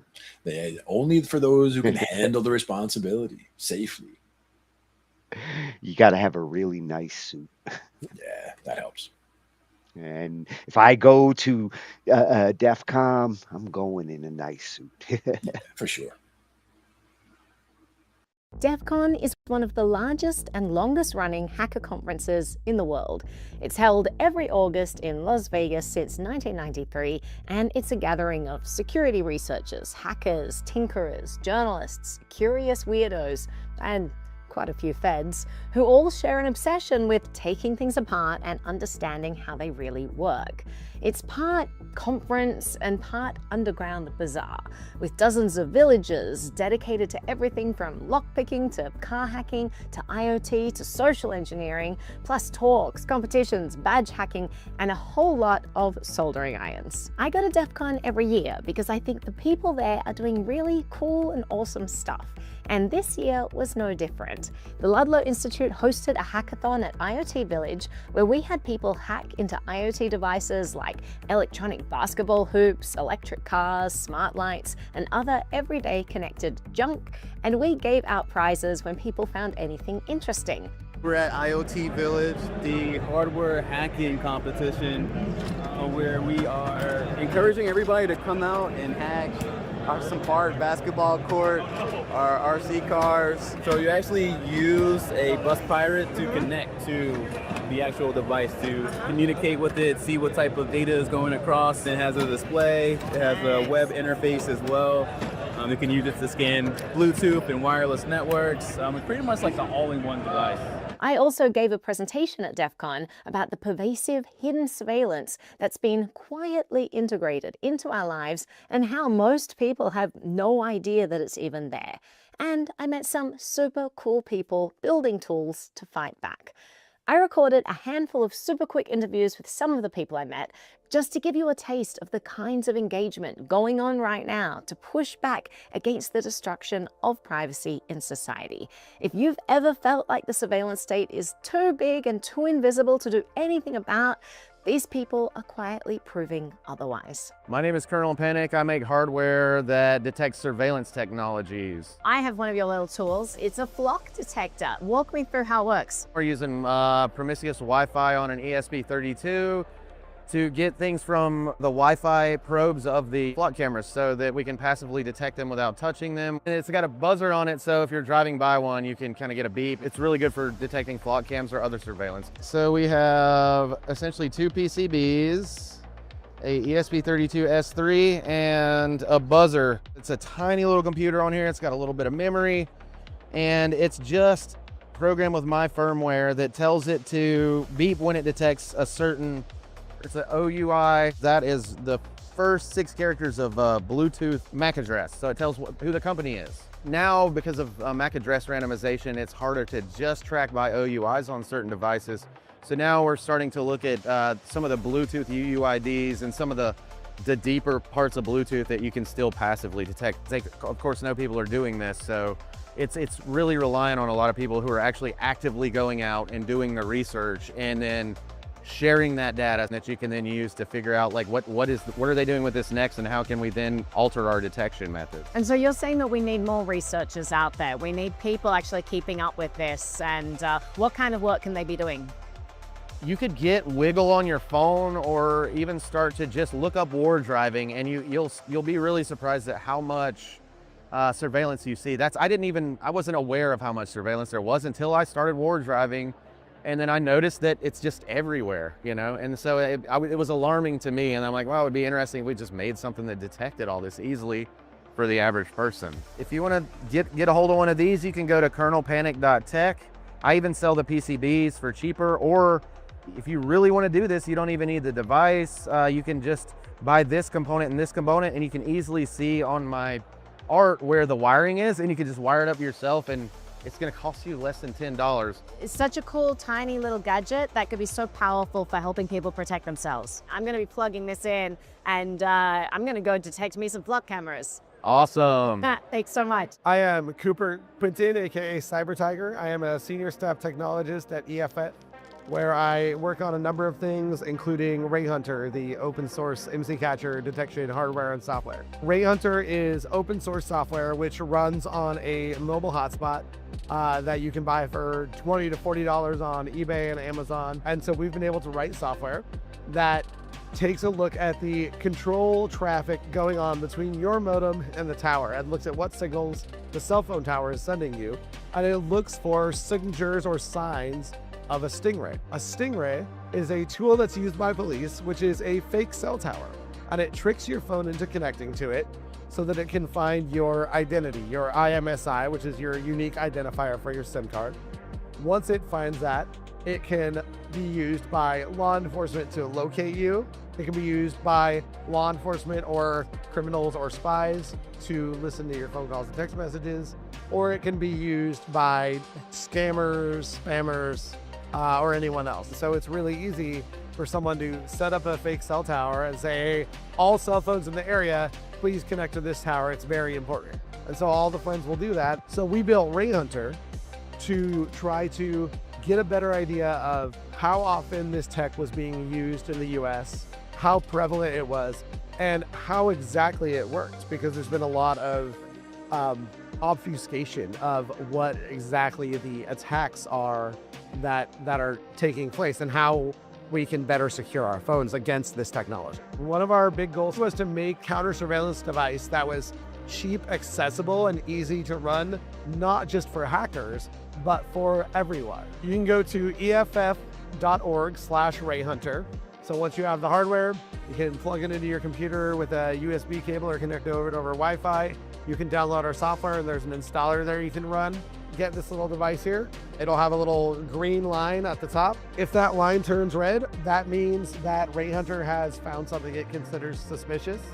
And then you can connect to it, download the PCAPs. So a PCAP is a network traffic packet capture that you can view in programs like Wireshark. You can download the file, send it to us, and we'll take a look at it and tell you what we think. This is the Biscuit Ultra. It's designed by a guy named Hedge. It's used for ward driving. It also ward drives for flock cameras, Bluetooth devices, and it has a counter anti-surveillance feature. First, it records all devices in the vicinity that it can find, and if it detects the same device within a certain interval, then it alerts you that you may be having a tail, and save it to an SD card for further analysis. You could scan for APs, this Wi-Fi only ward drive.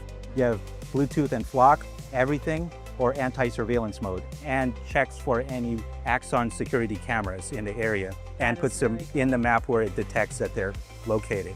Where can someone purchase this? Google Biscuit Ultra or Biscuit Pro. He makes 2 versions. What is this device? This LilyGo T-Deck, and in here I installed the Defcon 34 Mesh Tastic, which is LoRa, but it's configured for the different channels for Defcon. They have a web flasher that you use. And so you just flash your software on there, is that the idea? Oh, cool. So once you flash it, you could enable Bluetooth. There's a Mesh Tastic app, and then you pair it with your device. Yeah. Then you could use your phone to type and receive and send and receive messages. This is another Mesh Tastic LoRa device. These are 2 separate devices.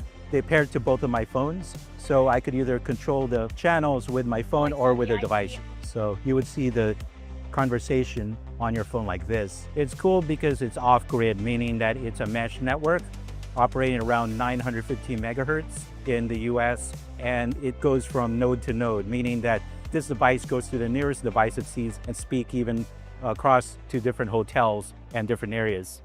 These are the kinds of shenanigans at Defcon. This is a backpack with a portable 3D printer. Beautiful. It also looks for devices that follow you. So like if somebody put like an AirTag or something, it looks for like signal strength and time. Sweet. Also we'll look for like Bluetooth and Wi-Fi probe requests for flock cameras as well. Oh, hell yeah. You can click on them and it gives more information about like each tracker. It'll also sniff for probe requests to see what your root exposure is. Ah, sweet. Oh, so like you can put your phone by it and then to see what it's putting out. All your networks that it's been on. My main takeaway from this year's Defcon is that no one is coming to save us. If we want to understand what is going on in our tech, we have to break it open ourselves. The cell networks aren't going to get more secure because a carrier decides to be nice. And Flock isn't going to stop blanketing our neighborhoods with cameras because a community asked politely. The tools that protect us are being built by a small, scrappy community of hackers and hobbyists working on shoestring budgets, often in their spare time. Tools like a $20 hotspot flashed with Ray Hunter and a $10 ESP32 that beeps when you drive past a Flock camera, and a pager-sized gadget that warns you when the same car has been following you for too long. I love seeing this stuff, and if you have anything that you've prototyped, come show me at a conference sometime. The surveillance in our lives is pervasive, but it's also detectable.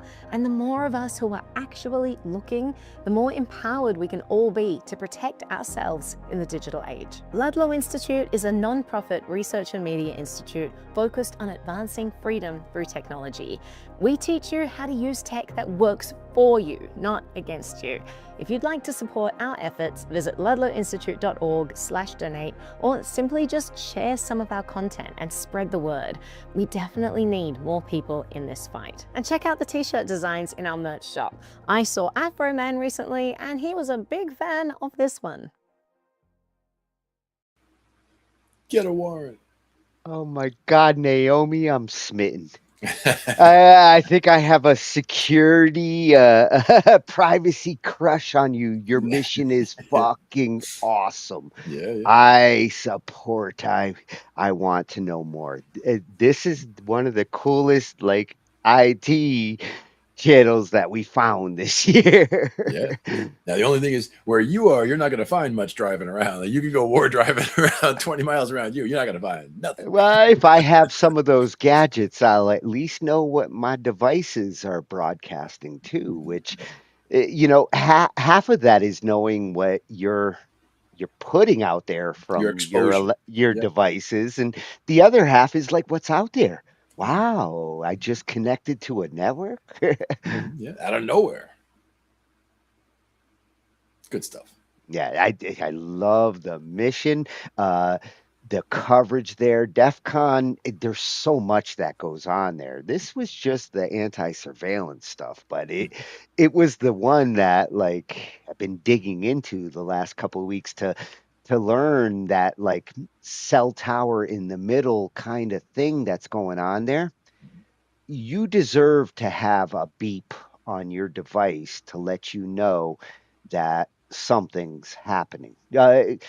It's like getting a radar detector, which technically was illegal in some states, but in other states, you have the right to know if you're going to get radared. And with the phones, it's a whole bigger radar. They're not just checking your speed anymore. Yeah. With one of my dad's cars, it was the radar detector was actually mounted in the car, mounted in the hood, right? So it's not something you just turn on or turn off up in the dash. So like if you drove into a state where it's illegal, it's like what do you want me to do? You know Yeah, what I yeah, mean? yeah. And, It's and part of the car.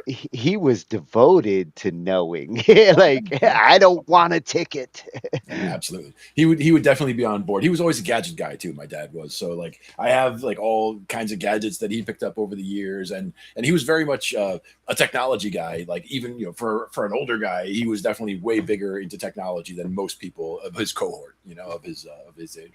I actually inherited my radar from my dad and my GPS in the Mhm. 90s. Yeah. He had the cool GPS and the cool radar. And when they got him a new one, I was like, yay, I got my daddy's GPS. Yep. One thing I would say about the about a conference like that, if I went there, I would not have a laptop, a tablet, or a phone anywhere on me. Burners. I would have a note. You'd have burners if No, you I were would have a going note. there. I would have a notepad and a pencil. I'm gonna write shit down. I'm gonna take it home, and then I'm gonna type it in on something because I'm Uh, not getting hacked by anything over there because hey, everyone's trying to hack everything. even a notepad can get hacked. I mean, I'm not writing anything important in the notepad. I'm just jotting and doodling, but no one's hacking my shit.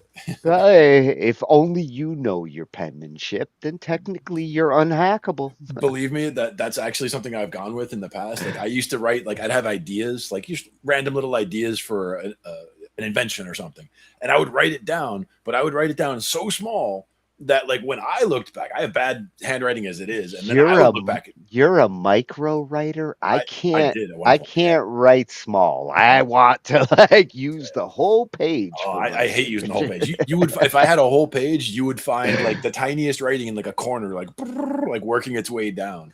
Especially if I'm doing things like, I don't know, writing down things for a video game, for example, something that's not important. It's not a list that I have to, It's a whatever. note. But Yeah, it's I'm a note to jotting myself. down a mind. Exactly. But I mean, I will find scraps of paper like that, and I'll like hieroglyphics. I'm like looking, trying to figure out what exactly this, and I'll figure. Oh yeah, okay, that's that. Yeah, you left yourself a fortune cookie. Yeah. Another one was that at one point I had a dream journal where I had just a notebook that I kept near the bed. I was actually under the bed on the side so that if I woke up in the middle of the night after having a dream, I could just roll over and like write something down real quick so that I would remember it in the morning. And looking back at that, like I captured a lot of chunks of a lot of things, but it's all so random. You're studying yourself when Yeah, you do yeah. that. And this is from decades ago that I started that, but that was something where I came across it in this move as I'm going through things. I find things from 20 and 30 years ago, and I'm just like, oh, I remember that. I remember that. We definitely got to cover dreams one night. I got a consultant named Dream. And it is IT related. Absolutely. AI hallucinates not. Does AI dream of sheep who can't dream of sheep? Because they're another. The questions. They dream of electric sheep, but did they count? Yes. That's the question. Well, if the AI programmers programmed them right. So at Naomi Brockwell TV, love this one. I got to go to DEF CON and at least get like this coverage. I'm going through all these videos. Naomi, you are a chip off the old block. Good stuff. And for our last one, after DEF CON's over, and hackers have learned some things, and like You know how kids who party after like spring break and they're on the plane going home, and I suspect they just were testing something. They weren't trying to do anything necessarily bad. If I can quote South Park, you kids screw around too much. I like to believe I screw around just enough. Just enough, yeah. There has to be balance. This is at Deviant Olam. He's one of the speakers at the Defcon and one of the instructors, and he's going to give his assessment on this situation, which I thought was funny as hell. But I think I can see part of his assessment from his body language right there. Yeah. and I concur. We're going to have to get Glenn to look stern after you do this. Oh, if you get the eyebrow, oh, you're in real trouble now. I almost got the beard. I Yo, want that salt and pepper. You did what? At least they got a badge. We don't need those stinking badges. Yeah. Prove it. Yes, I've heard about the flight incident. Yes, it is real. No, you shouldn't do shit like that. Hey, everyone. Hope you had a good hacker summer camp. I certainly did. Right up until the last day, a few weird things. Well, anyway, not nearly as weird as the last day that some people are having. If you're not familiar, we'll talk about it in a bit, but yeah, you'll be familiar soon. The internet's abuzz about what some people, allegedly who were coming home from DEF CON, did, allegedly on an aircraft. Not at all smart. No alleged involved in the stupidity if this is how the story went. But I am still here, as you can see. We are still at it. We are running DEF CON training. If you're not familiar with DEF CON training, oh my God. So our week, more than a week now for Hacker Summer Camp, it started out with Black Hat, right? So you got Black Hat USA down at the Mandalay Bay. So we did Saturday, Sunday, Monday, Tuesday, 4 days of training. Then you have Wednesday, Thursday of Black Hat, which we participate in that. Also bouncing over to B-Sides. I got over to B-Sides. I saw Michael Laufer and the Fourth East Vinegar closeout talk. Just bang, bang, bang, move, on to the next hotel, on to the next thing to get to DEF CON proper. And the main DEF CON event over the weekend, which was amazing as always. We ran a vendor area. I don't know if you saw that, beaming our big messaging up on the walls. I think a lot of other vendors going to take my idea next year. They're like, wow, that's really smart. We're just allowed to do that. As my buddy Easy says, yeah, you can just do things. Did you know you can just do things? Go for it. I had such a great time meeting so many of you. I didn't get to see everything I wanted to during the day. During the day was a mess, always is a mess. Give yourself permission to just be in the moment is the best thing I can tell you.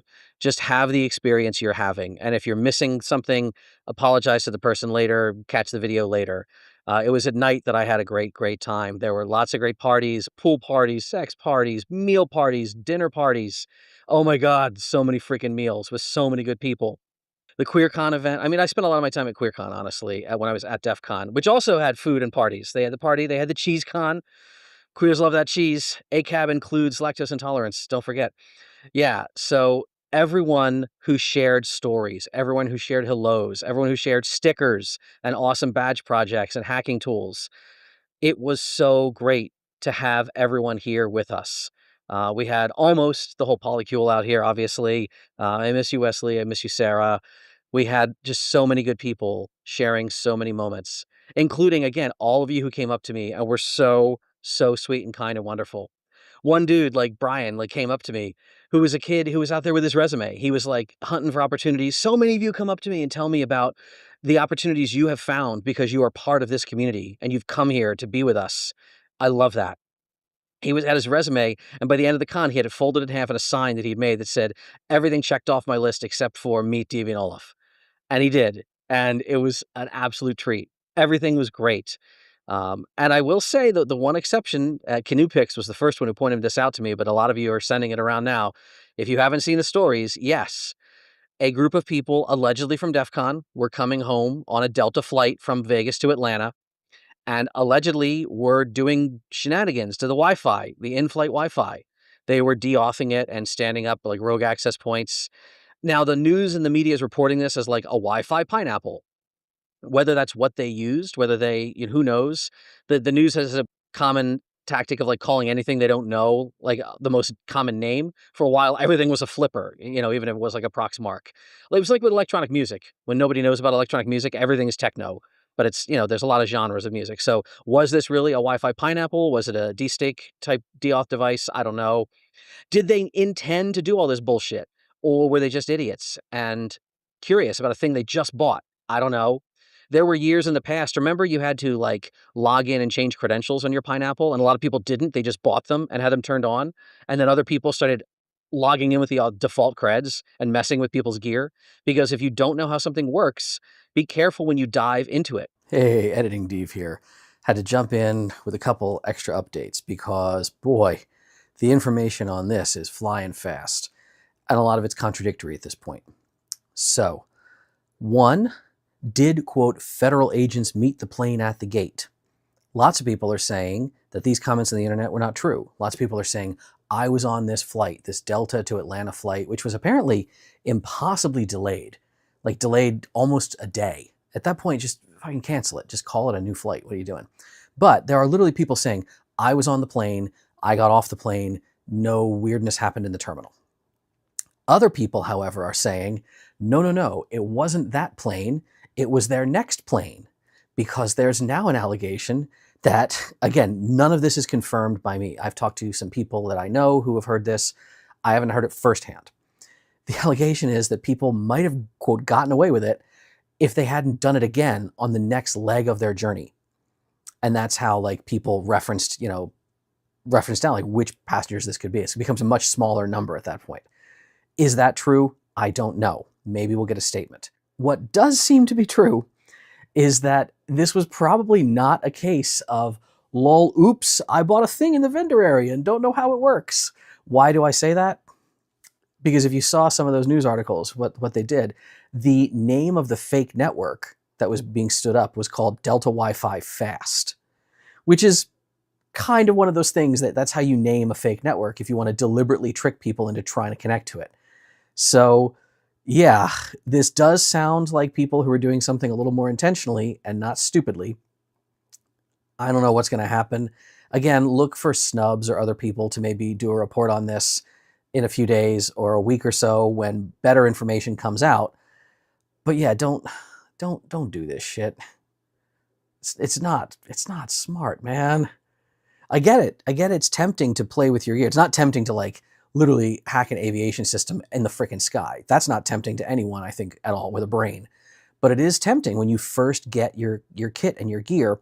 You, like, want to go try it. And we talk about this in our classes. We talk about this about you get lock picks and you get bypass tools and you start like, I can pick that lock. I can pop that open. I can slip through that door. Could I do it? Be freaking smart. We talk about this all the time in our trainings. Again, we're running a training right now at Defcon trainings. Don't sleep on Defcon trainings, by the way.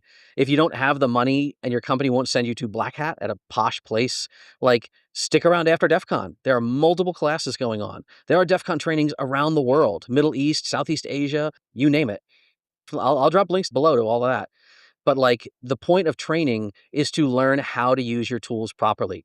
When we run even just basic lockpick stuff, we tell people, now don't immediately go and start picking the first lock you encounter. Don't pick your own front door. Don't start opening up locked panels in your hotel room at night. Learn how to use your gear in a safe, controlled way before you take it out in the field. That applies to firearms. It applies to fires in the kitchen. It applies to any skill you want to have.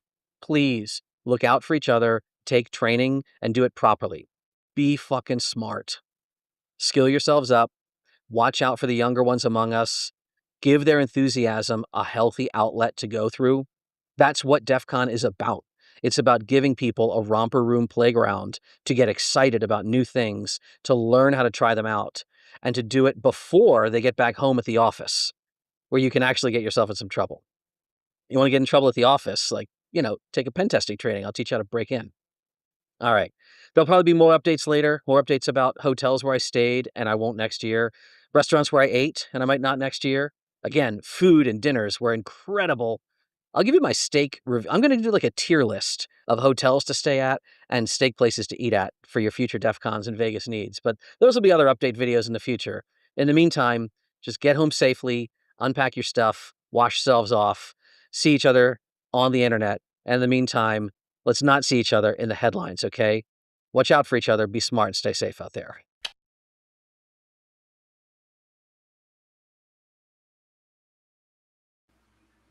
Don't do dumb stuff. Yes. I like that little click. Not only is Olam a smart security advisor, he's probably a Yelp reviewer. And I bet you that steak kicked ass if Oh, some of those steaks look good. Yeah. Delicious. He did a good job of explaining the responsible side of what DEF CON is all about, and it is that kind of like sandbox for creative young thinkers, especially. It's those hackers that are cooking up tomorrow's code. Yeah. And giving them a healthy outlet, as you said, a healthy way to utilize those skills to explore that skill set. I'd rather do it that way than they do it on the back streets like gangster style. And okay, we're going to hack governments. And don't take the tools and hack the first lock you see either. Like you said, you can get yourself in a lot of trouble real fast. A really smart kid nowadays, especially 13, 14, who can think faster than the adults do in this stuff, is easily corruptible. Mm-hmm. Yeah. You remember the old movie Hackers, right? Yeah. Hack the planet. A bunch of young hackers. Robert? No, I was thinking Sneakers. Robert Redford. Yeah. Andrew, no, this was actually Angelina Jolie. Angelina Jolie as a young lady. Yeah. Yeah, Angelina. Like before she she went to that psychiatric ward. Mm-hmm. Sure. But good movie. And again, just the idea of how all this hacking was done then, and the same kind of techniques and all of that, it hasn't changed that much. I mean, a lot of the when it comes to try to physically penetrate a building, if you can just get the people to let you in. I mean, it's very easy, really. The objectives haven't really changed. It's still a password that needs to get cracked, except now it's 128-bit, 256-bit encrypted. So no one's going to remember it. The challenge hasn't changed drastically. The complexity of the password is what's changed. Mm-hmm. The real question for me was also how hackable have biometrics become? Like, are biometrics still one of the best ways of securing things? They're more secure than other solutions, but they're not unhackable. The idea that we know it's you because your fingerprint, no, that shit's hackable. Yeah. Well, also you could damage your fingerprint and lock yourself out of your shit. So there is that too. Never mind retinal scans and whatever's going on there. They don't know how to properly capture it. And that's one of those things, again, it's every system for security that you can put up can be bypassed in some way. And that's just part of the way these things work. And we understand that. The moment you create a lock, there is a key that gets created with it. And sometimes that key gets forged and counterfeited and becomes a skeleton key. I can open every lock. Mm-hmm. Exactly. But yes, use your skills wisely, but also encourage people to use the skills in the right ways. Give them, creative outlets for these skills. I like that. You got a better chance of convincing like a young coding buck going to this than you're going to that 40, 50-year-old, like those programmers, they tend to be in their mindset, whether they're good guys or bad guys. They decide that shit by the time they hit their 40s and 50s. But when they're fresh out of college like that, they get a much better job with benefits, and you don't have to run from the feds. Well, one of those booths also were set up, come in, hack our, basketball shooting thing, hack our remote control cars. I mean, that will draw some people in, because that's like, oh, that's a challenge and it's fun and, you know, low stakes. You know, I'm not going to jail if I hack into this guy's. Glenn's gonna go run to the closest arcade and just get a bunch of fucking tickets, and I'm gonna get that big prize. Watch. I did, but I actually did it by throwing the ball through the hoop because I'm actually pretty good. Knew that. Yeah, see, my hand-eye coordination sucks, but my hacking skills are pretty good. That's the thing. It was like all the different sports and activities that I did over the years. Like they all like same thing with all the instruments. Like learning multiple instruments made it easier to learn multiple more instruments. Same thing happened with like sports and activities. Like, you know, whether it's bowling or softball or whatever. Just like being as big as I am gives me a natural advantage in a lot of different things anyway. And then on top of that, just the way I notice things also kind of leads into that. So I just kind of pick things up. People just get mad at me. Like, you know, people who are like, why are you good at this too? Like, I don't know. Why you got to be a quick learner? Yeah. I'm learning at my pace, and I got to be next to Glenn. He's fucking up the average on the class. Fucking up the average was what the guy was famous for. Hey, I'm gonna have to get into the 90s to keep up with you. Yeah.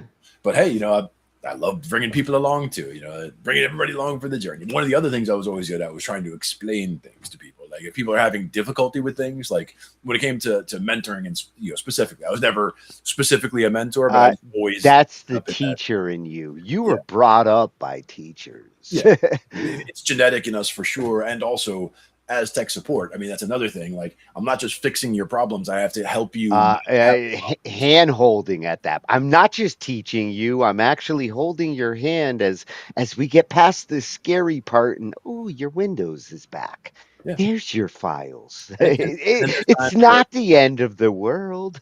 There's times where it's, you know, the 5th time I come over to feed you a fish, I'm going to teach you how to fish, you know, like let's skip this part where, you know, every time I come do this, I can show you to do this. And then we'll figure out the next layer of where we're going to have problems. The only time you'll do it 5 times plus, it's family members.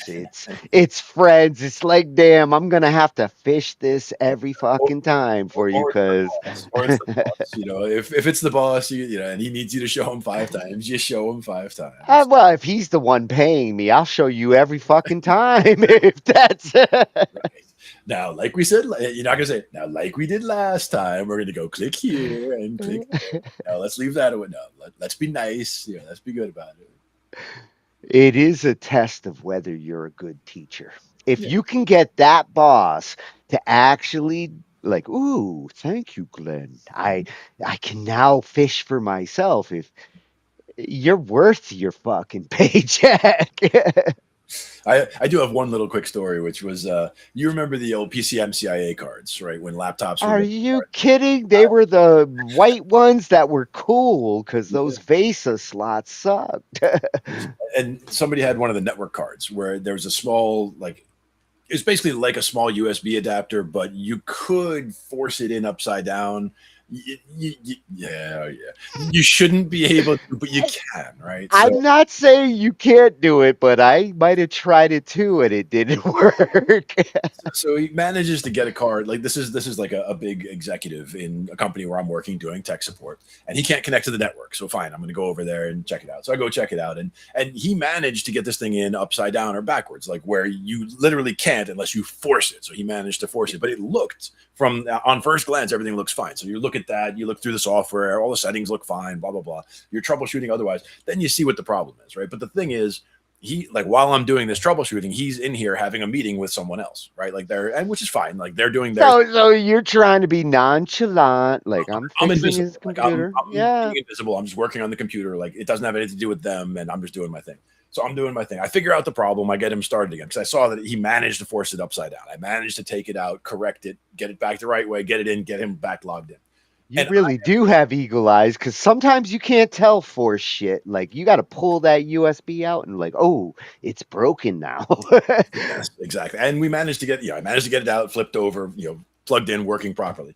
And I was going to revisit him later to talk about how it happened, right? Because there's the whole, why is it broken? Well, it isn't broken. Like, why wasn't it? It's not my fault. Well, that was the thing. Is like, I said, okay, you're all set now. And I showed him that he was able to get to what he needed to. And so he stops what he was doing with his other person there and said, "What was the problem?"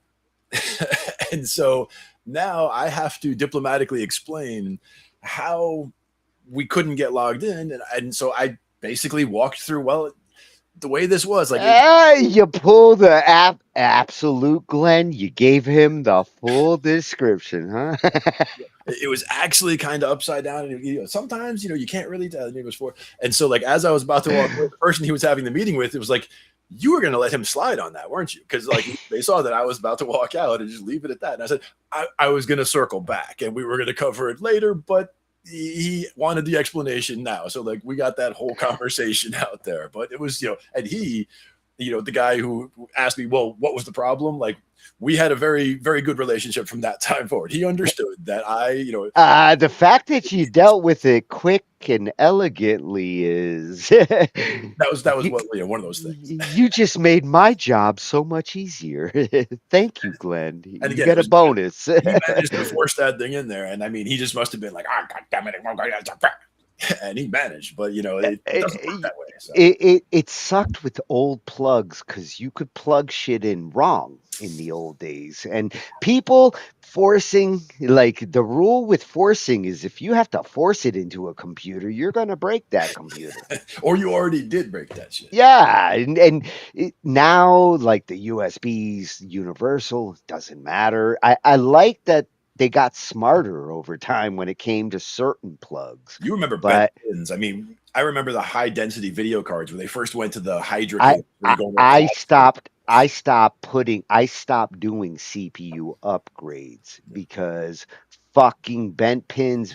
Like, dude, you bend one fucking pin in a fucking CPU and it's over, Johnny.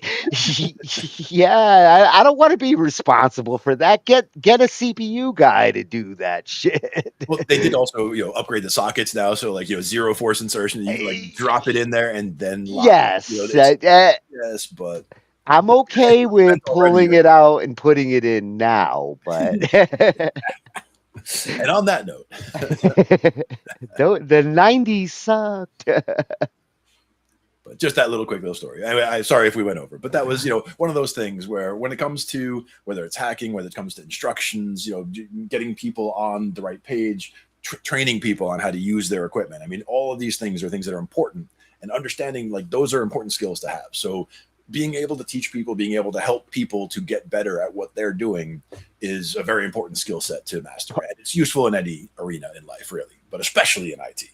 And part of ethical hacking is to actually teach others, like, this is a vulnerability, this is a weakness. So if you do answer that phone and say hello, nowadays you're inviting a problem. If you don't recognize the caller ID, you probably shouldn't start that way. I know that's what we're used to, but security-wise, it's not the best approach anymore.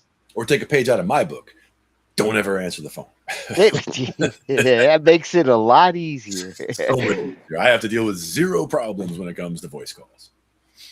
I will answer the phone for mom, though. I mean, that's just a given, Oh, I get it telepathically from moms. Like, wow, what's up, mom? Mom's calling about something. Let me get my phone.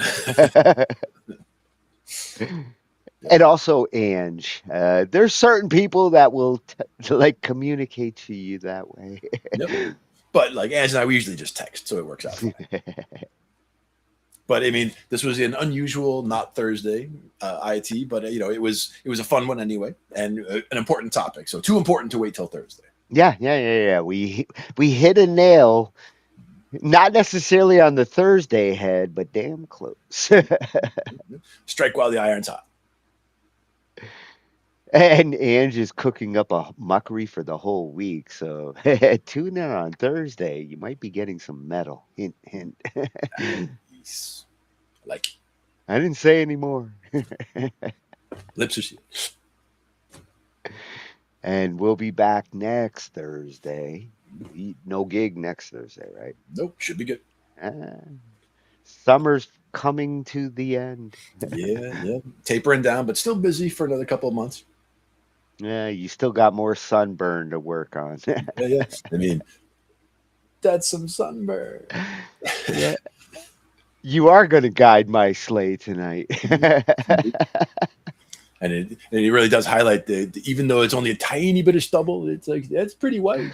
I've been growing it for you. Ho, ho, ho, motherfuckers. I'm kind of lighting it from below too, so that might be accenting it. Yeah, the lighting is awesome. I like the new place. Thank you. Love it. So we'll be back next week and tune in every fucking day. There's a lot of surprises coming. What else were you doing? Tune in, be here. Yeah. Night, everyone. See ya. We cover digital audio workstations and music tools. We explore theory gear in 82. How to arrange, compose, and the art of arranging. Taking a look at AI and how the times have changed. On a PC or a Mac and even with a mobile device. We'll be talking about it all every Thursday night. From software to plugins and sets that entice. Dive deep into tech and let creativity take flight. Talkin IT. We're talking IT. Come and join in and have some fun. It's highly educational with a lot to learn. From bedroom producers to seasoned pros, we're breaking it down so knowledge grows. Whether you're a DJ or a beat making wizard, we got the tips and tricks to make your sound sizzle. Mixing and mastering, that's our jam. With the tutorials and tips on how much RAM. Get the best quality from your setup and gear. Tune in every week and lend us your ear. We're talking IT. Come and join in and have some fun. It's highly educational with a lot to learn. We're talking